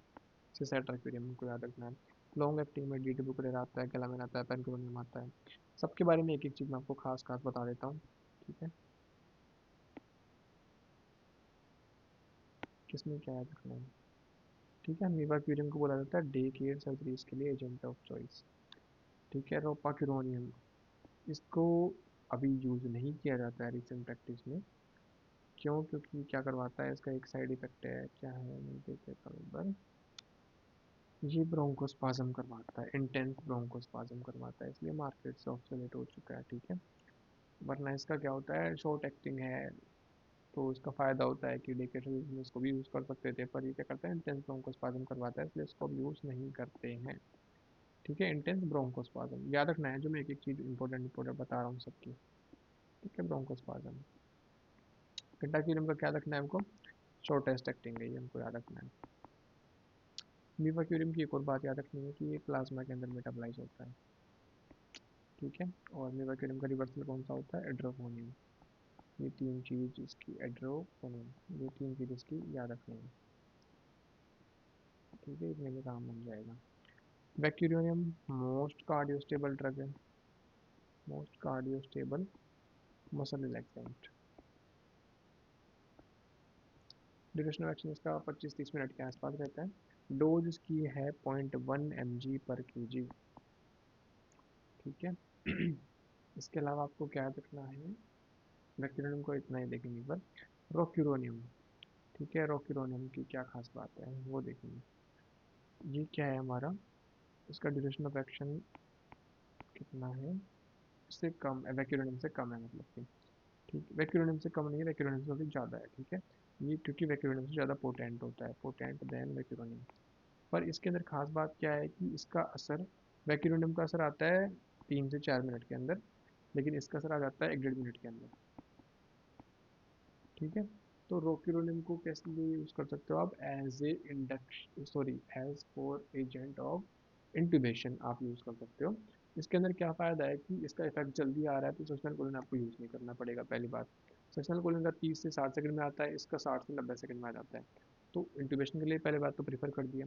साथ में सक्शनल कूलिंग में क्या होता है कि इसका इफेक्ट 9 9 10 मिनट तक रहता है, तो उसके अंदर आपको इंट्यूबेट करने के बाद में लोडिंग डोज देनी पड़ती है किसकी, नॉन डिपोलराइजिंग की। पर इसके अंदर ऐसा नहीं है, अकेला ये दोनों काम कर देगा, जल्दी इफेक्ट ले आएगा, उसकी वजह से क्या होगा, इंट्यूबेशन के लिए एजेंट ऑफ चॉइस हो गया। और इसके अलावा ये साथ में क्या करवा देता है कि इसका ड्यूरेशन ऑफ एक्शन भी क्या है, 45 50 मिनट तक रहता है। तो इसका क्या फ़ायदा हो गया कि आपको कोई लोडिंग डोज भी नहीं लेनी पड़ेगी अलग से किसी और की। उसके बाद में हम पढ़ेंगे एट्राक्यूरियम। तो रोक्यूरियम से क्वेश्चन बन सकता है, इंडक sorry muscle relaxant of choice for intubation. ऐसा कुछ क्वेश्चन पूछेगा तो क्या बताएंगे, सेक्शनल कूलिंग। अगर क्वेश्चन पूछता है कि non depolarising muscle relaxant of choice for intubation, तब आंसर आंसर क्या देंगे, रोक्यूरोनियम। अगर मसल लैगनेंट पूछेगा तो सेक्शनल कूलिंग, अगर पूछेगा कि नॉन डीपोलराइजिंग मसल लैगनेंट तो क्या देंगे हम आंसर, रोक्यूरोनियम। ठीक है, अकेला एक इसकी एक खास बात हो रोक्यूरोनियम की, कि ये अकेला मसल लैगनेंट है जिसको आप आईएम की फॉर्म में भी दे सकते हैं, इंपॉर्टेंट पॉइंट है। उसके बाद में एक है एट्राक्यूरियम। एट्राक्यूरियम की क्या खास बात है कि ये मेटाबोलाइज होता है प्लाज्मा के अंदर। तो जो रीनल फेलियर पेशेंट्स हैं या फिर लीवर फेलियर पेशेंट्स हैं या फिर जो बच्चे हैं छोटे या फिर कोई बूढ़े हैं जिनके अंदर लीवर सभी ढंग से काम नहीं करती है, तो उनके अंदर आप क्या प्रेफर करेंगे, एट्राक्यूरियम आप उनके अंदर प्रेफर करेंगे। ठीक है, क्योंकि वो लीवर में मेटाबोलाइज नहीं होते, मेटाबोलाइज होते हैं कहाँ पे, प्लाज्मा के अंदर। इसका पूरा नाम होता है एट्राक्यूरियम बेसिलेट। ठीक है, और इसके अलावा इसका जो पीएच होता है वो होता है एसिडिक होता है, स्लाइटली 6.5 के आसपास इसका पीएच होता है। एक इसका जो कॉम्प्लिकेशन वो क्या है कि इसका बाई प्रोडक्ट बनता है लोडोनासिन, जो कि क्या है, ब्लड ब्रेन बैरियर को क्रॉस करता है। ठीक है, तो इसलिए इसको प्रेगनेंसी में यूज़ नहीं करते। इसके बाद में जो दूसरा ड्रग पढ़ना है वो है सिसेट्राक्यूरियम।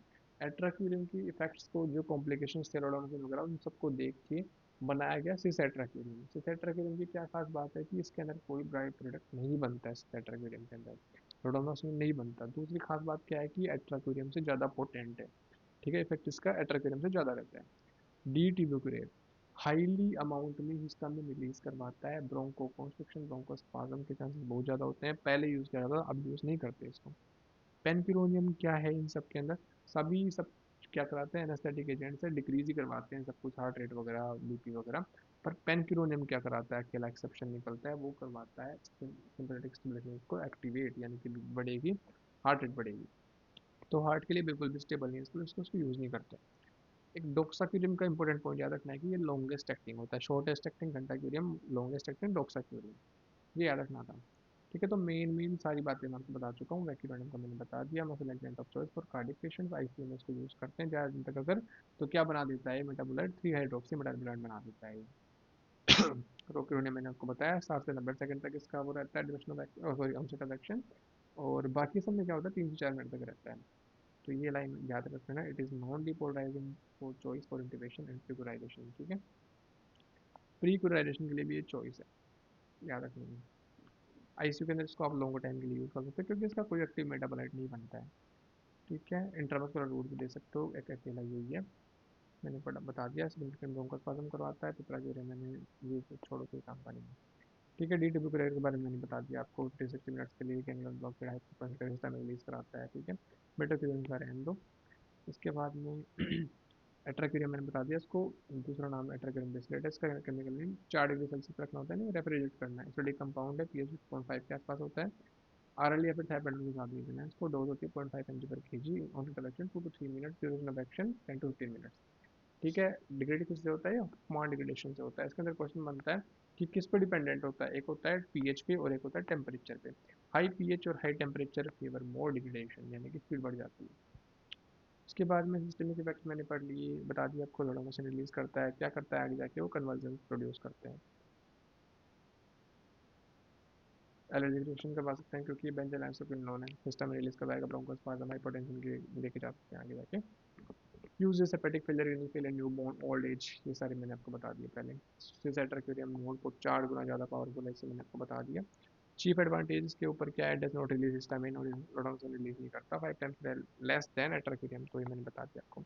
हॉफमान डिग्रेडेशन कराता है, बता दिया। स्ट्रोकुलिन से प्लाज्मा में मेटाबोलाइज होता है, बता दिया आपको। 5 से 10 मिनट इसका ड्यूरेशन ऑफ एक्शन है, इसलिए क्या बोलते हैं इसको, muscle accent of choice for decades of grease, histamine release करवाता है। डोक्साक्यूरियम लॉन्गेस्ट एक्टिंग है, ठीक है, लॉन्गेस्ट भी है, मोस्ट पोटेंट भी यही है। इसके बाद में गलामाइन मैंने बता दिया, अब ऑब्सोलेट हो चुका है, ठीक है, क्लोज क्रॉस कर देता है ये, नहीं पढ़ना है इसको, बस क्रॉस कर देता है, प्लेसेंटा कितना पढ़ना है ये भी नहीं पढ़ना, ठीक है। इसके बाद में घंटाक्यूरियम शॉर्टेस्ट एक्टिंग है, लेस देन 90 सेकंड में इसका असर आता है, ठीक है। इसके अलावा और क्या पढ़ना है हमको,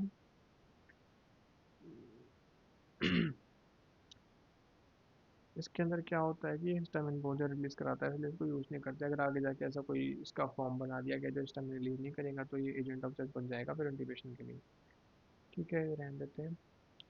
इसके अलावा टू मसल एक्जेंट्स सेम ग्रुप के अगर आप ऐड करके दोगे तो एंटी इफेक्ट आता है, डिफरेंट ग्रुप के ऐड करके दोगे तो साइनर्जिस्टिक इफेक्ट आता है।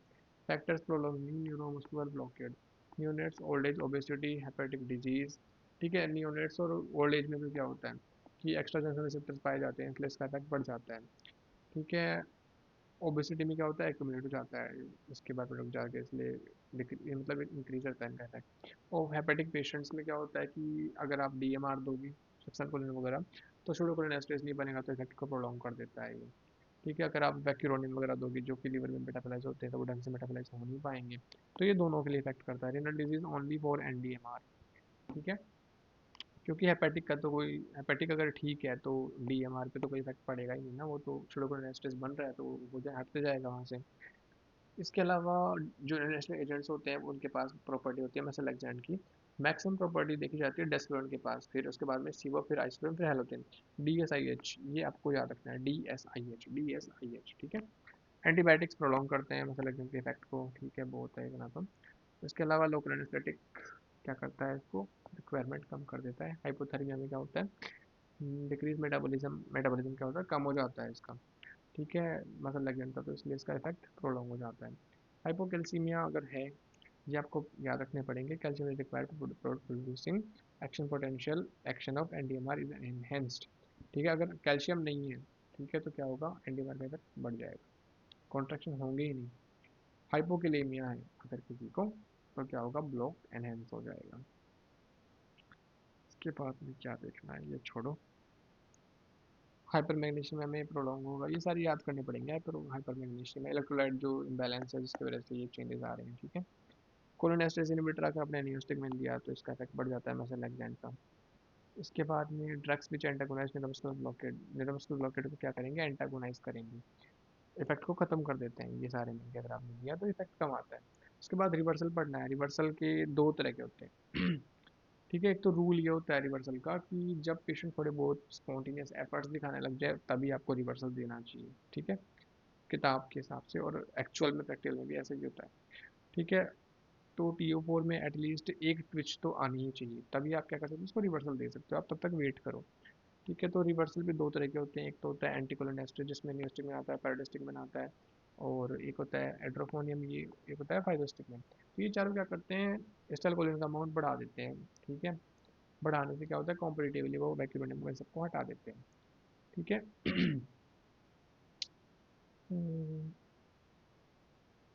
फाइब्रोस्टिक में क्या करता है, ब्लड मेम्ब्रेन को क्रॉस करता है, गलामाइन भी करता है, और एक क्लोडोमास्टिन करता है जो कि एट्राइगोनिन का बाय प्रोडक्ट था, ठीक है। तो मैकेनिज्म ऑफ एक्शन हमने देख ली किसकी, एसिटाइलकोलिन एस्ट्रेज इनहिबिटर की, एसिटाइलकोलिन एस्ट्रेजेस की, ठीक है, एसिटाइलकोलिन एस्ट्रेजेस, एस्ट्रेज, फिर उसके आगे भी एस लगा दिया, एंटीकोलिन एस्ट्रेजेस, ठीक है। तो ये क्या करते हैं, कोलिन का अमाउंट बढ़ा देते हैं। डोज क्या होती है, 0.04 से लेकर 0.08 mg/kg।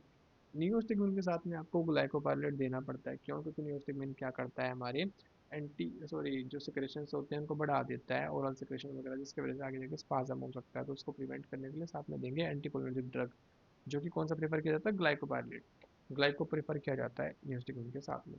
डोज रेशियो कितना होता है, 5:1 बनता है इनका, ठीक है। 5:1 हो गया, नियो का 5:5 है, और ग्लाइको का 1 है। तो इस तरीके से वो जो इफेक्ट था एंटीसेलुलर को वो प्रोड्यूस कर देगा ग्लाइको, और साथ में रिवर्स फॉर्म कर देगा नियो, तो ये रिवर्सल बनता है कॉम्बिनेशन। एड्रोफोनियम रिवर्स करता है किसको, मीवाक्यूरियम को। उसके बाद में हमको पढ़ना है दूसरा तरीका है रिवर्स करने का, गामा साइक्लोडेक्स्ट्रीन, ठीक है। ये मॉडर्न तरीका है, अच्छा तरीका है, एडवांस तरीका है, पोटेंट तरीका है। इसके अंदर क्या होता है, ये इस पर डिपेंड नहीं करता कि स्टाइल कितना पड़ा है, कॉम्पिटिटिवली उसको लात मारनी पड़ेगी, हटानी पड़ेगी। ये क्या करते हैं, एक तरीके से मान लेते हैं कि इस तरीके की बॉल है, ठीक है।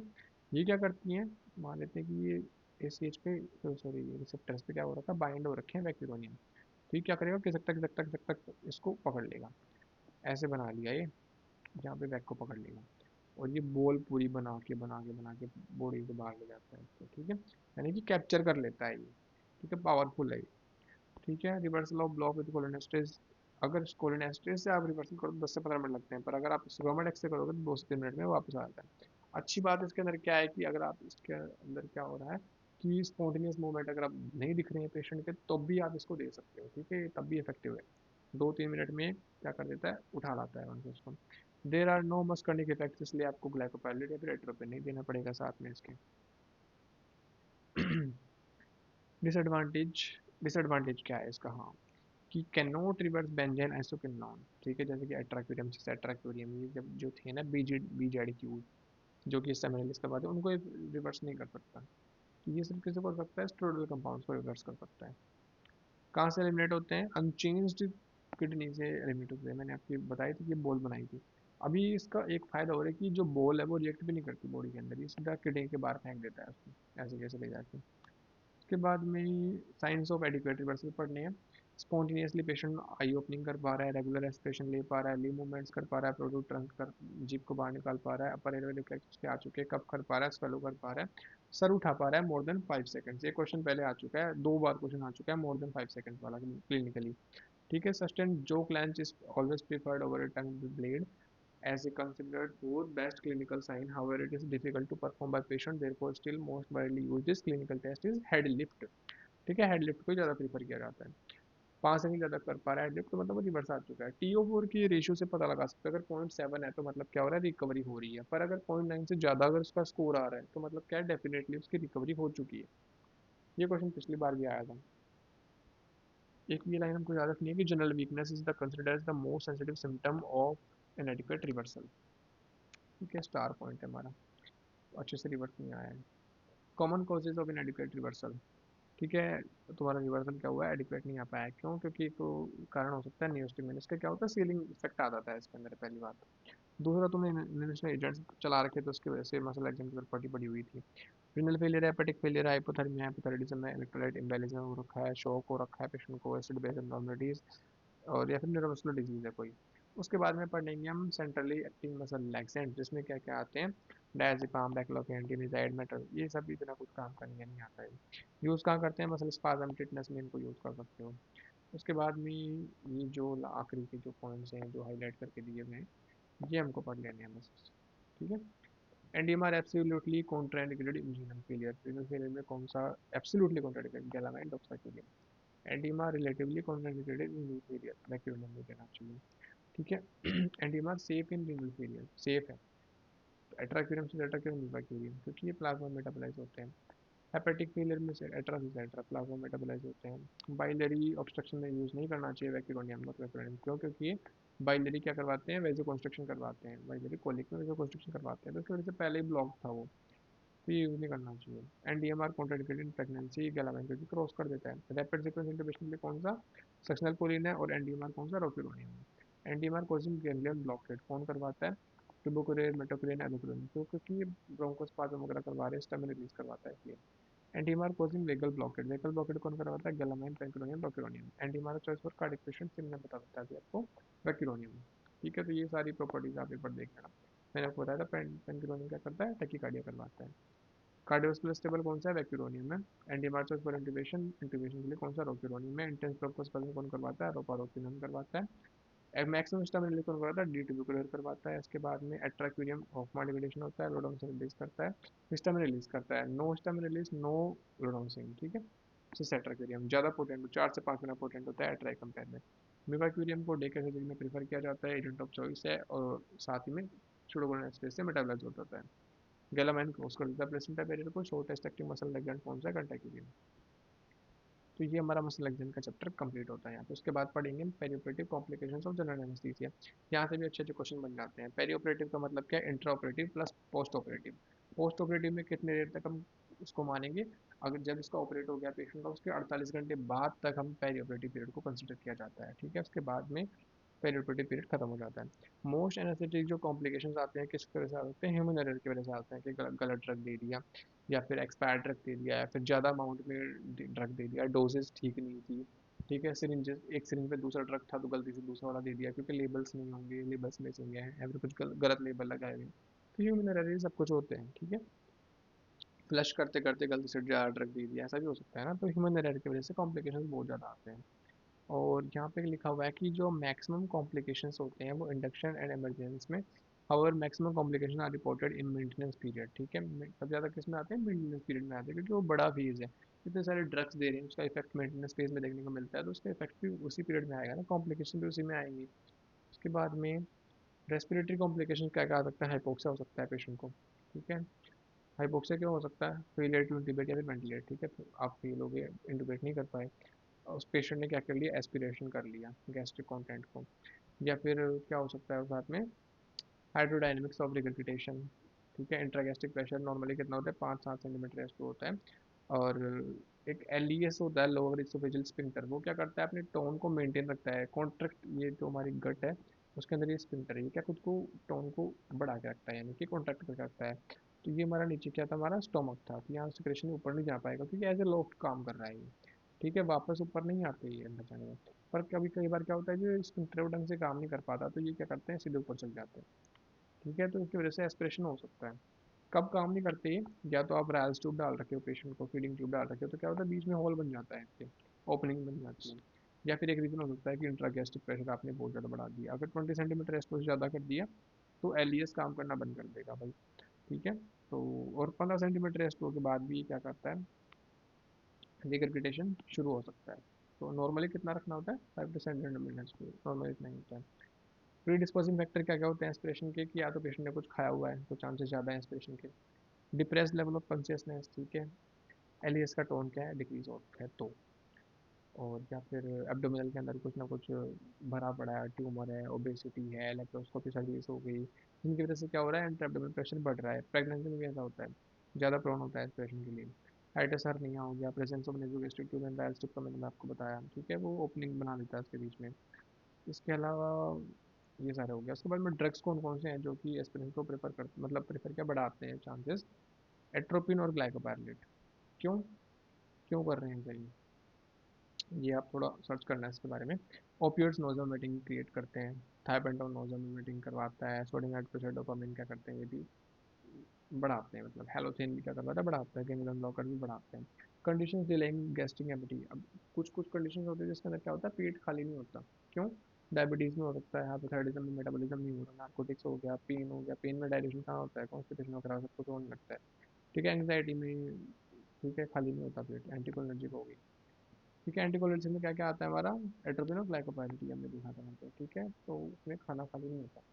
तो रिस्क फैक्टर क्या होता है कि अगर आप 25 ml से ज़्यादा एस्पिरेट कर दें तो वो बहुत ज़्यादा रिस्क फैक्टर है, साथ में पीएच अगर उसका 2.5 से कम है तो बहुत बड़ी इशू होने वाला है अंदर से, ठीक है। नेक्स्ट है साइंस एंड सिम्टम्स, क्या क्या आ जाएंगे, अगर एस्पिरेट कर गया है तो टेक अपनी सांस लेने में तकलीफ होगी, बार बार सांस लेगा, जल्दी जल्दी सांस लेगा, कफ होगा, फेरिंगोस्पाज्म, ब्रोंकोस्पाज्म, टैकीकार्डिया, ब्रीथिंग इंटरप्रिटेशन, और साइनस लास्ट में हाइपोक्सिया की कंडीशन आ जाएंगी, ठीक है। पैथोलॉजी, पैथोलॉजिकल कारण क्या क्या हो सकते हैं, एआरडीएस हो सकता है, न्यूमोनाइटिस हो सकता है। Segments of involve in aspiration, तीन हमने पढ़े थे सुपाइन पोजिशन में, R A L, right lung apical segment lower lobe, और सिटिंग स्टैंडिंग पोजिशन में right lung, basal segment lower lobe, और लेटल पोजिशन में जिस साइड का लेटल है उस साइड का क्या होता है, अपर, अपर वाले लोब में एस्पिरेशन के चांसेस ज़्यादा होते हैं, हमने पढ़ लिया था पहले। उसके बाद में मेटोक्लोप्रोमाइड आप दे सकते हो गैस्ट्रिक एपिटी को जल्दी जल्दी करने के लिए, it fasten gastric empty and increase the tone of L E S, ठीक है, तो इसकी वजह से क्या होता है, हमारा एस्पिरेशन के चांसेस कम हो जाते हैं, ये प्री मेडिकेशन की तरह यूज़ किया जाता है, ठीक है, एस्पिरेशन के कंटेंट को कम करने के लिए। एनेस्थेटिक मैनेजमेंट की अगर हम बात करें, कि अगर किसी पेशेंट ने कुछ खाया हुआ है तो पहली बात तो उसके अंदर रीजनल एनेस्थीसिया प्रीफर करना चाहिए, जीए में ज़्यादा चांसेस होते हैं क्योंकि एस्पिरेशन के, और रीजनल एनेस्थीसिया में क्या होता है, सारे रिफ्लेक्सेस के प्रिजर्व रहेंगे तो एस्पिरेशन के चांसेस नहीं होंगे, ठीक है। एक मेटाक्लोप्रोमाइड हमने पढ़ ही लिया, या फिर क्या कर सकते हैं हम, ज़्यादा कुछ एसिडिक सेपरेशन अगर है तो न्यूट्रलाइजिंग ड्रग्स दे सकते हैं, ठीक है। उसके अलावा हम क्या ध्यान रखेंगे हम, कि इन पेशेंट्स के अंदर रैपिड सीक्वेंस इंटुबेशन करना है, किसको फॉलो करते हुए, सेलिक्स मैन्यूवर को फॉलो करते हुए, मॉडिफाइड सेलिक्स मैन्यूवर देंगे साथ में, ठीक है। उसके बाद में 100% ऑक्सीजन 3 से 4 मिनट की कोई ज़रूरी नहीं है इसके अंदर, अगर इमरजेंसी है तो आप जल्दी से मतलब 4 डीप ब्रेथ देके भी इंटुबेशन का ट्रायल ले सकते हो, ये यहाँ पे कहना चाह रहे हैं। सेक्शनल कूलिंग से करना है, ठीक है, और सेलिक मैन्यूवर को मेंटेन रखना है। ये सेलिक मैन्यूवर कितना प्रेशर देते हैं, 8 to 9 पाउंड, या फिर 30 40 न्यूटन हम कह सकते हैं। कहाँ पे देना है, क्रिकोड कार्टिलेज पे, जिसके वजह से क्या होगा, जो ईसी बैग है उसको ब्लॉक कर देगा पीछे से, एयर एंट्री नहीं होगी।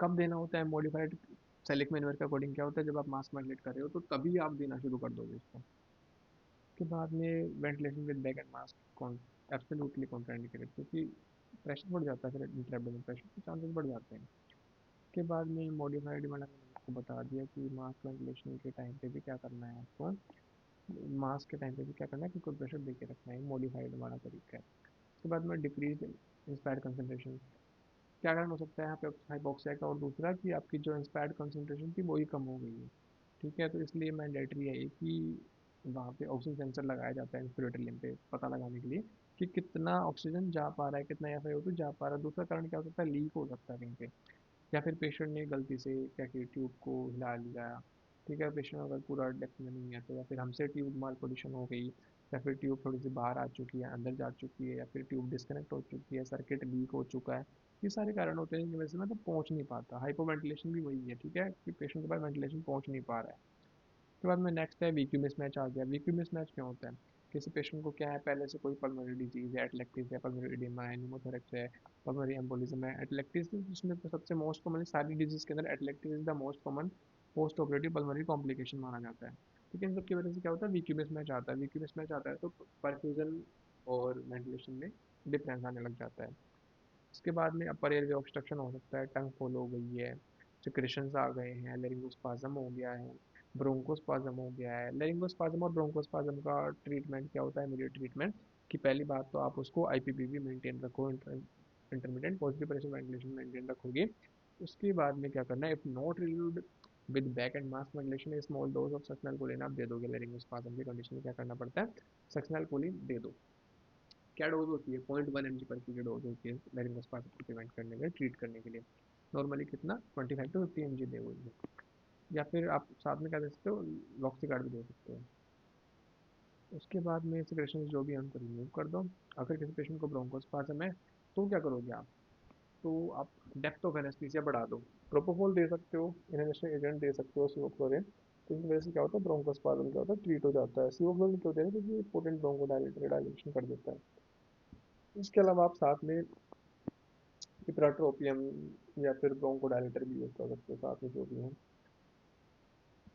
ठीक है। उसके बाद में पल्मोनरी इडेमा हो सकती है। पल्मोनरी इडेमा है किसी को अगर, तो उसको कैसे ट्रीट किया जाता है। इसमें आता है आपका ओपियोइड्स में आता है मॉर्फिन, एंटीबायोटिक और जो भी कारण की वजह से हो इसको ट्रीट करो। पल्मोनरी एम्बोलिज्म हो सकता है। ठीक है। साइनस सिम्टम्स क्या होता है, डिस्पनिया, सांस लेने में तकलीफ, सांस नहीं आ रही, स्टमक डिस्कम्फर्ट है, चेस्ट पेन है, इंक्रीज्ड सीवीपी, हाइपोटेंशन के अलावा अपनी धमनी अब एम्बोलिज्म के सिम्टम्स होते हैं। ट्रीटमेंट क्या है, prevention of DVT, early ambulation, pneumatic compression of calf muscles, leg movements and bed, low dose of heparin, small embolism. Small embolus anticoagulant में भी सफिशिएंट। अगर छोटा एम्बोलस है तो एंटीकोगुलेंट देके आप ठीक कर सकते हो। बड़ा एम्बोलस है तो आप स्टेटोकाइनेस थेरेपी उसको देनी पड़ेगी आपको। और कुछ ज़्यादा ही बड़ा है तो फिर सर्जिकल एम्बोलेक्टोमी भी करनी पड़ सकती है। न्यूमोथोरेक्स हो सकता है। ठीक है। न्यूमोथोरेक्स तो कई कारणों की वजह से हो सकता है ना, किसी को ट्रॉमा हुआ है, फ्रैक्चर हुआ है, अब से कोई ब्लॉक दे देते सेंट्रल लाइन डाले तो उस टाइम पे न्यूमोथोरेक्स हो सकता है। अदर कोजेस में क्या क्या रहता है, कुछ टॉक्सिटी आ सकती है, कार्बन मोनोऑक्साइड पॉइजनिंग हो गई, और मेथामोग्लोबिन हो गया, साइनाइड पॉइजनिंग हो गई। मेथामोग्लोबिन किसकी वजह से होता है, नाइट्रोग्लिसरीन के इन्फेक्शन की वजह से, और इसके साथ में नाइट्रोस ऑक्साइड की वजह से भी होता है। और कौन करवाता है इसको, बेंजोपिन और पायरोकिन भी करवाते हैं मेथामोग्लोबिन में। चार नाम याद रखने हैं, बेंजोपिन, पायरोकिन, नाइट्रोस ऑक्साइड और चौथा क्या है हमारा, नाइट्रोग्लिसरीन। साइनाइड पॉइजनिंग की वजह से हो सकती है, सोडियम नाइट्रोक्लोराइड के इन्फेक्शन की वजह से हो सकती है, या फिर शॉक की कंडीशन हो सकती है। हाइपरकार्बिया, CO2 के लेवल्स कब बढ़ेंगे, तो आपका वेंटिलेशन पूरा नहीं है, सोडा लाइम आपका एग्जॉस्ट हो चुका है, आपका वाल्व खराब है, ठीक है, इंटरनेशनल वाल्व खराब है आपके, एयर रेजिस्टेंस आपका बढ़ गया है, मेटाबॉलिज्म आपका बढ़ गया है, CO2 प्रोडक्शन आपका बढ़ गया है। ठीक है। और क्या कारण हो सकते हैं, मैलिग्नेंट हाइपरथर्मिया है, थायराइडोटॉक्सिकोसिस हो गया तो इसमें भी बढ़ जाता है। हाइपोकीपनिया, हाइपोकीपनिया कब होता है, जब हाइपर वेंटिलेशन आप कर देते हो पेशेंट को। कफ और हिकअप लाइट लाइट एनेस्थीसिया में आते हैं। हाइपरटेंशन, ठीक है, हाइपरटेंशन और अरिथमियास हो गई, जैसे टैकीकार्डिया। किसकी निशानी है ये, पेन की निशानी है, क्योंकि पेशेंट को पेन हो रहा है, depth of anaesthesia come light flame में है तो उसको पेन होता है, तो सिम्पथेटिक सेंसेशन चालू होता है, इसकी वजह से टैकीकार्डिया हाइपरटेंशन देखने को मिलती है। मोस्ट कॉमन जो अरिथमिया देखने को मिलते हैं वो कौन सा, टैकीकार्डिया होता है। कॉजेज ऑफ हाइपर वेंटिलेशन मैंने आपको बता दिया, लाइट एनेस्थीसिया, हाइपरटेंशन के causes, response to laryngoscopy, intubation, hypercapnia, drugs like ketamine और अनडायग्नोस्ड क्रोमासाइटोमा। दूसरे कारण क्या हो सकता है, पेन हो सकता है, हाइपरकैप्निया हो सकता है, फुल ब्लैडर, ये याद रखना है, फुल ब्लैडर, इमरजेंसी जरूरी है। कार्डियक अरेबियास हो सकते हैं, मोस्ट कॉमनली कौन से आते हैं, टैकीकार्डिया आते हैं, इंपॉर्टेंट पॉइंट है।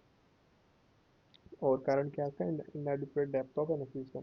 ट्रीटमेंट आप पेन कंट्रोल करो, डेप्थ ऑफ एनेस्थीसिया उसको ठीक करो, एनाल्जेसिक को दो, फिर भी नहीं होता फिर एस्मोलोल दो, इतना सब कुछ होने के बाद भी ठीक नहीं होता। हाइपोटेंशन, मोस्ट कॉमन कारण क्या होता है हाइपोटेंशन का, पेरियोपरेटिव पीरियड में इंट्रावास्कुलर वॉल्यूम में डिप्लेशन यानी कि ब्लड लॉस वगैरह कुछ ज़्यादा हो चुका है, तो हाइपोटेंशन देखने को मिल सकता है। इसलिए आप क्या करो कि फ्लूइड मैनेजमेंट अच्छे से करना है, ठीक है, फ्लूइड ट्रांसफर अच्छे से करना है, मेंटेनेंस फ्लूइड एनपीआर का मेंटेनेंस सब कुछ अच्छे से देना है। और जो ब्लड लॉस हो रहा है उसको कोरिलेट करते हुए उसको फ्लूइड ट्रांसफ्यूजन करना, जरूरत पड़े तो ब्लड ट्रांसफ्यूजन भी करना पड़ सकता है। ठीक है। प्रिवेंशन मैंने आपको बता दिया कि ब्लीडिंग कम से कम करनी है, कंट्रोल हाइपोटेंशन टेक्निक यूज़ करनी है। ठीक है। उसके बाद में ये सारा हो गया। इसके अलावा एक चीज़ है कि if mean आर्टिल pressure is maintain 50 मतलब इसमें ना कंट्रोल हाइपोटेंशन में क्या होता है कि ऐसा कुछ ऐसे मेजर्स अपनाए जाते हैं जिनकी वजह से क्या होता है कि हम बीपी पेशेंट का थोड़ा कम कर देते हैं। ठीक है। 1/3 हम कम ले आते हैं। ठीक है। जैसे कि 120/80 था तो 90/60 70 के आसपास रख लेते हैं। इसकी वजह से क्या होता है कि हमारा मैप है वो डिक्रीज होता है मीन आर्टरी प्रेशर, और उसको किसके बीच रखना होता है, 50 to 65 के बीच। Therefore, for a patient with normal BP control hypotension means reduction of MAP to 50 to 65 mg. However, reducing the BP to such level lows may not be correlated with hypertensive patients। मतलब map को आप maintain रखो 50 से 65 के बीच में bleeding कम करने के लिए। ठीक है, उसके बाद में कॉन्ट्राइंडिकेशन जो इसके छोड़ो आप। Treatment of hypotension, blood transfusion, vasopressors, यानी कि सबसे पहले तो आपको फ्लूइड का स्टेटस ठीक करना है। उसके बाद में भी नहीं हो रहा तो वेसोप्रेसिया या आइनोट्रॉप शुरू करने पड़ सकते हैं। मायोकार्डियल इश्यूमिया कब होता है? जब आपके पास जो हार्ट की जो मसल है उसके पास में ऑक्सीजन नहीं पहुंच पा रहा है ना, तो इश्चीमिया होता है, मसल डैमेज होती है तो। ठीक है, उसकी वजह से एमआई के पेशेंट्स होते हैं। ट्रीटमेंट इंक्लूड्स उसको ऑक्सीजन दो, मॉर्फिन, नाइट्रोग्लिसरीन, ये सब कुछ उसको दो। ठीक है, कार्डियक अरेस्ट ठीक है, ड्रग टॉक्सिसिटी की वजह से हो सकता है। Inability to ventilate, side effects of anaesthetic agents, toxicity होगी, हाइपोटेंशन हो गया, ब्रेडियरिथमियास आ गई, इन सब की वजह से कार्डियक अरेस्ट हो सकता है। कहाँ पे होते हैं? मोस्टली होते हैं ये इंडक्शन के टाइम पे। इंपॉर्टेंट पॉइंट है, नोटेड टू बी। ठीक है, इंडक्शन के टाइम पे मोस्ट कॉमनली कार्डियक अरेस्ट देखे जाते हैं। 80% कार्डियक अरेस्ट इंडक्शन के टाइम होते हैं एनेस्थीसिया के लिए। कन्वर्जेंस हो गई। ठीक है, न्यूरोटॉक्सिटी अगर वो किसी वजह से होगी, मेनली लोकल एनेस्थीसिया। ये क्या करते हैं? लोकल एनेस्थीसिया सिस्टमिक टॉक्सिसिटी करवाते हैं लास्ट जिसको बोलते हैं। इसकी वजह से क्या होता है? न्यूरोलॉजिकल कॉम्प्लिकेशन आते हैं, कन्वर्जेंस आते हैं। सिवोफ्लोरिन मैंने आपको बताया था, ये भी क्या करवाता है? कन्वर्जेंस कराता है। एनफ्लोरिन क्या है? हाईली एपिलेप्टोजेनिक है। मीथोएक्सीटोन क्या करता है? एपिलेप्टोजेनिक है, तो कन्वर्जेंस करवाता है। एट्राक्यूरियम जैसे एट्राक्यूरियम लोडोनोसिन हिस्टा में रिलीज करते हैं, आगे जाके कन्वर्जेंस करवा देते हैं। तो ये सारे ड्रग्स आपको याद रखने हैं। कौन कौन से हो गए हमारे पास में ड्रग्स, सबको याद रखना है। लोकल एनेस्थेटिक, मीथोएक्सीटल, एनफ्लोरेंस, सिवोफ्लोरिन, एट्राक्यूरियम, फिर एट्राक्यूरियम याद रखना। ठीक है, ट्रीटमेंट क्या है? एंटी कन्वल्सेंट दो और इसका एयरवे मेंटेन रखो। डिलेड रिकवरी मतलब पेशेंट को आपने मसल रिलैक्सेंट दिया था, वापस उसको रिवर्सल दे दिया, पर रिकवरी जल्दी नहीं हो रही है, तो कारण क्या क्या हो सकते थे? मैंने आपको पता पढ़ाए थे अभी। या तो उसके लीवर में खराबी है वो, अगर डीएमआर की बात करें तो कोलेस्ट्रॉल ठीक नहीं है, या फिर है तो वो कम है। ठीक है, या फिर आपने डोज ज़्यादा दे दी सस्पेंड करने के, तो ये कारण हो सकता है। दूसरा कारण एनडीएमआर की बताऊँ तो, अगर वो हेपेटिक फेलियर पेशेंट है तो मतलब लीवर में मेटाबोलाइज हो नहीं पा रहे हैं ड्रग्स, तो इस वजह से ये कारण हो सकता है। या फिर क्या बोलते हैं, साथ में और कुछ जो आपने ड्रग्स दी थी, एजेंट्स, लोकल एनेस्थेटिक्स, इनकी वजह से क्या होती है? डेप्थ ऑफ एनेस्थीसिया बहुत ज़्यादा पहुंच चुकी होती है, तो वापस आने में उनको टाइम लगता है। बाकी भी कंडीशंस होती हैं जैसे कि हाइपोथर्मिया हो गया, तो उन कंडीशन में भी डिलेड रिकवरी होती है।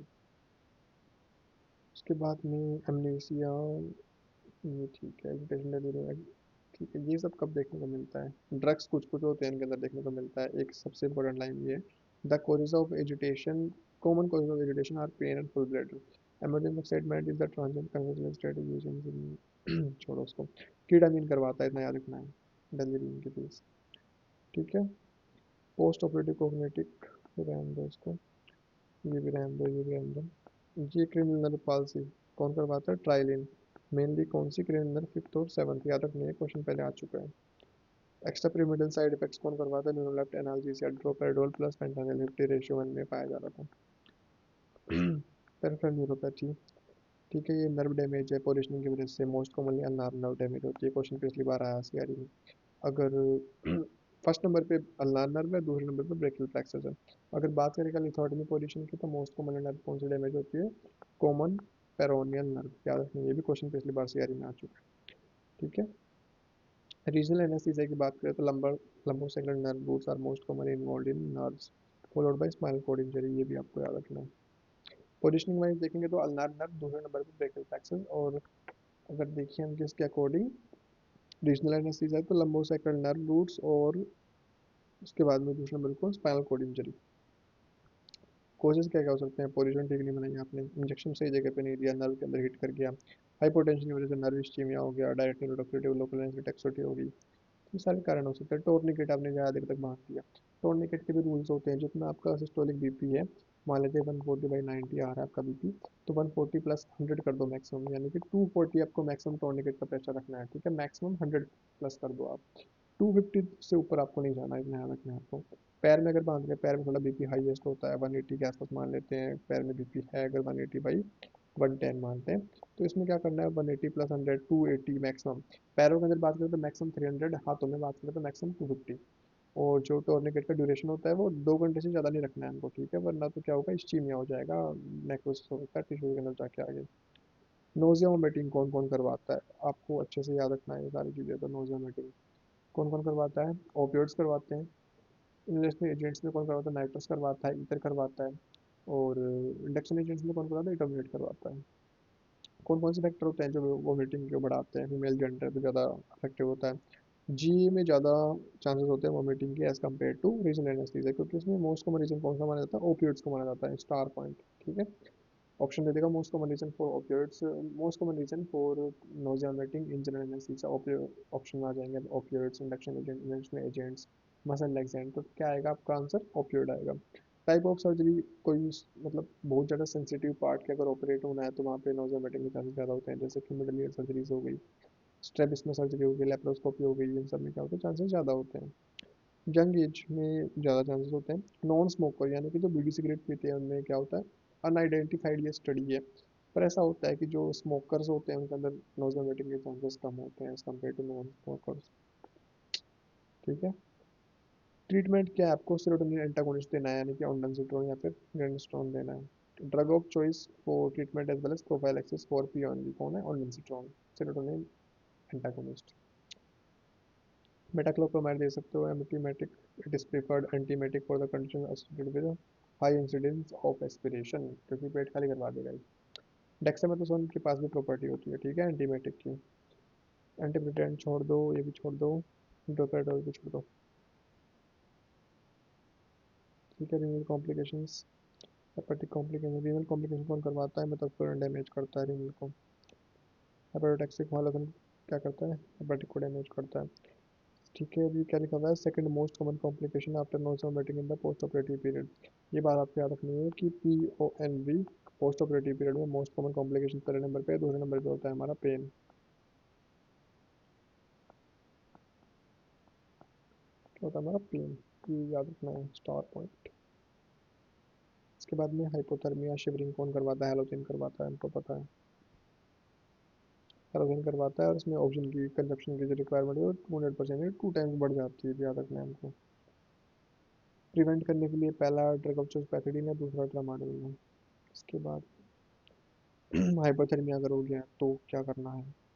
सबसे पहले तो ये पिछली बार भी क्वेश्चन आया था कि हाइपोथर्मिया कंडीशन में तुम लोग क्या करोगे, ऑप्शन थे कि इमीडिएट कोल्ड मेजर्स लेके आओगे, या फिर आप जो ट्रांसफ्यूजन मतलब जो मेडिसिन जा रही है, इन्फ्यूजन जा रही है जो उसकी वजह से क्या हो रहा है, ये हाइपोथर्मिया बढ़ सकता है, आप उसको रोकोगे। तीसरा ऑप्शन था कि आप डेंटोलिन असिस्ट करवाओगे, डेंटोलिन देने में।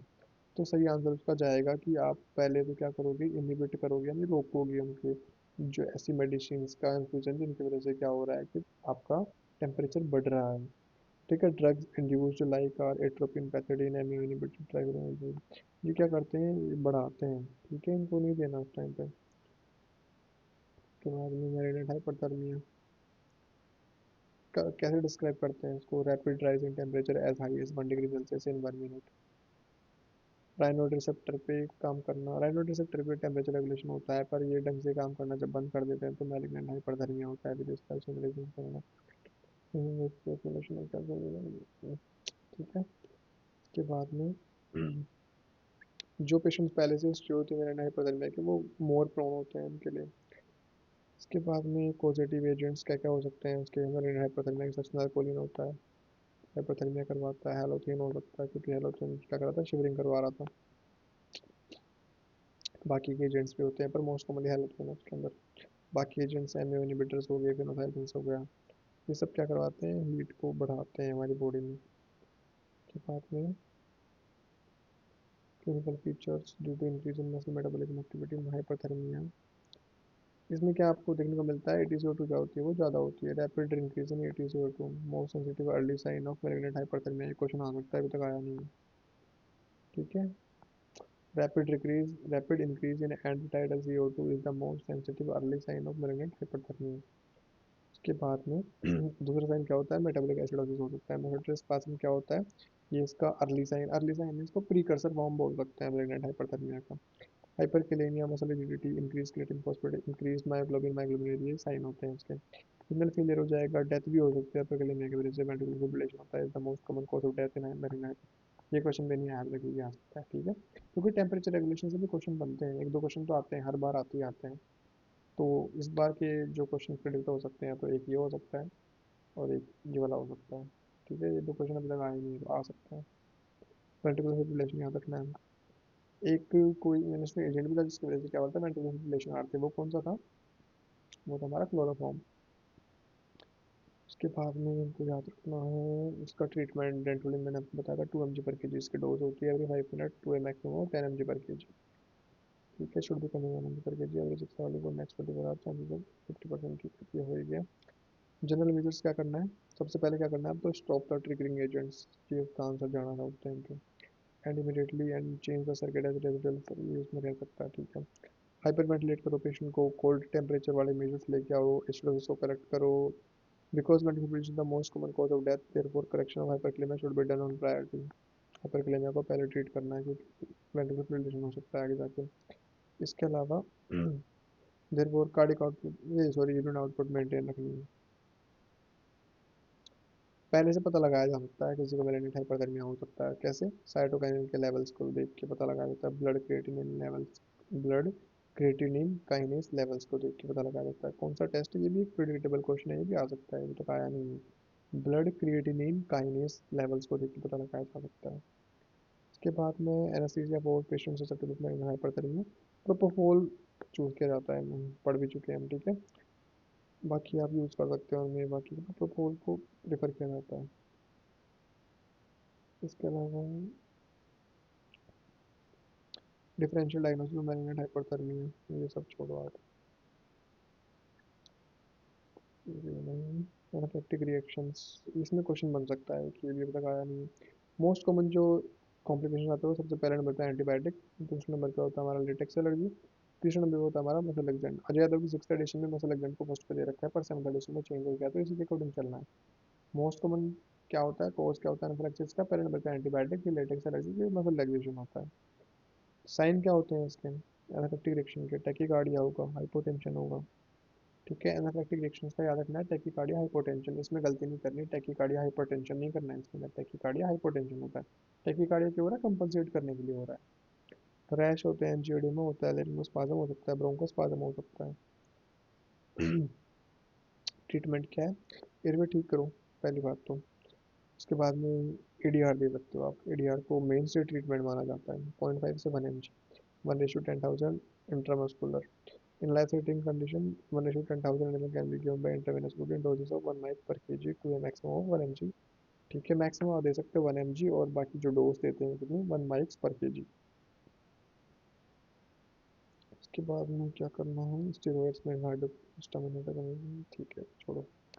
सिटिंग, उसके बाद में कॉम्प्लिकेशंस ऑफ डिफरेंट पोजिशनिंग। लिथोटमी में क्या होता है, वीक्यूनेस मैच 20% बाई एफआरसी डिक्रीज हो जाती है। ठीक है, वीकनेस मेजर आएगा। नर्व इंजरीज, ये वाला क्वेश्चन आया था पिछली बार। कॉमन पेरोनियम नर्व क्या होती है? Compressed between head of fibula and bar. ये common peroneal neuropathy is the most common neuropathy in lower limb. इसके बाद में सेफिनस नर्व डैमेज से फीमोरल नर्व डैमेज हो सकती है, मसल इंजरी हो सकती है, कंपार्टमेंट सिंड्रोम हो सकता है। ठीक है, इसमें क्या होता है कि इंक्रीज वेनस रिटर्न बढ़ जाता है, तो कार्डिक आउटपुट बढ़ता है, कार्डिक लोड भी बढ़ जाता है इस वजह से। टेंसबर्ग पोजीशन में क्या होता है, हमारा हेड एंड नीचे होता है। ठीक है, तो सीवीपी क्या होता है, इंक्रीज हो जाएगा, कार्डिक आउटपुट बढ़ जाएगा, वेनस रिटर्न बढ़ जाएगा, वाइटल कैपेसिटी 15 से 20% कम हो जाती है। इसके अलावा सिटिंग में क्या होता है, most commonly brachial plexus injury हो सकती है।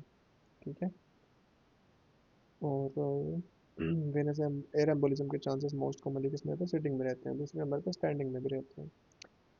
लेटरल एंड प्रोन में क्या होता है, ब्रेकियल प्लेक्सस इंजरी, लेटल टेढ़े लेटेंगे तो ब्रेकियल प्लेक्सस इंजरी हो सकती है, होनर सिंड्रोम हो सकता है, कंपार्टमेंट सिंड्रोम हो सकता है, स्पाइनल कॉर्ड इस्कीमिया हो सकती है, breast injury, genitalia injury, radial ulnar nerve injury, ischaemic optic neuropathy हो सकती है।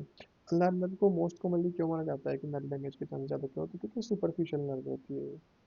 ऑकुलर कॉम्प्लिकेशंस, आँखों में क्या हो सकता है, कॉर्नियल एब्रेजन हो सकता है, एक्सपोजर क्लेराइटिस, आंखों पे लाइट पड़ने की वजह से पूरी सर्जरी के टाइम पे, क्योंकि वो क्या है, लॉस ऑफ ब्लिंकिंग रिफ्लेक्सेस आता है ना इसके अंदर, तो इस वजह से।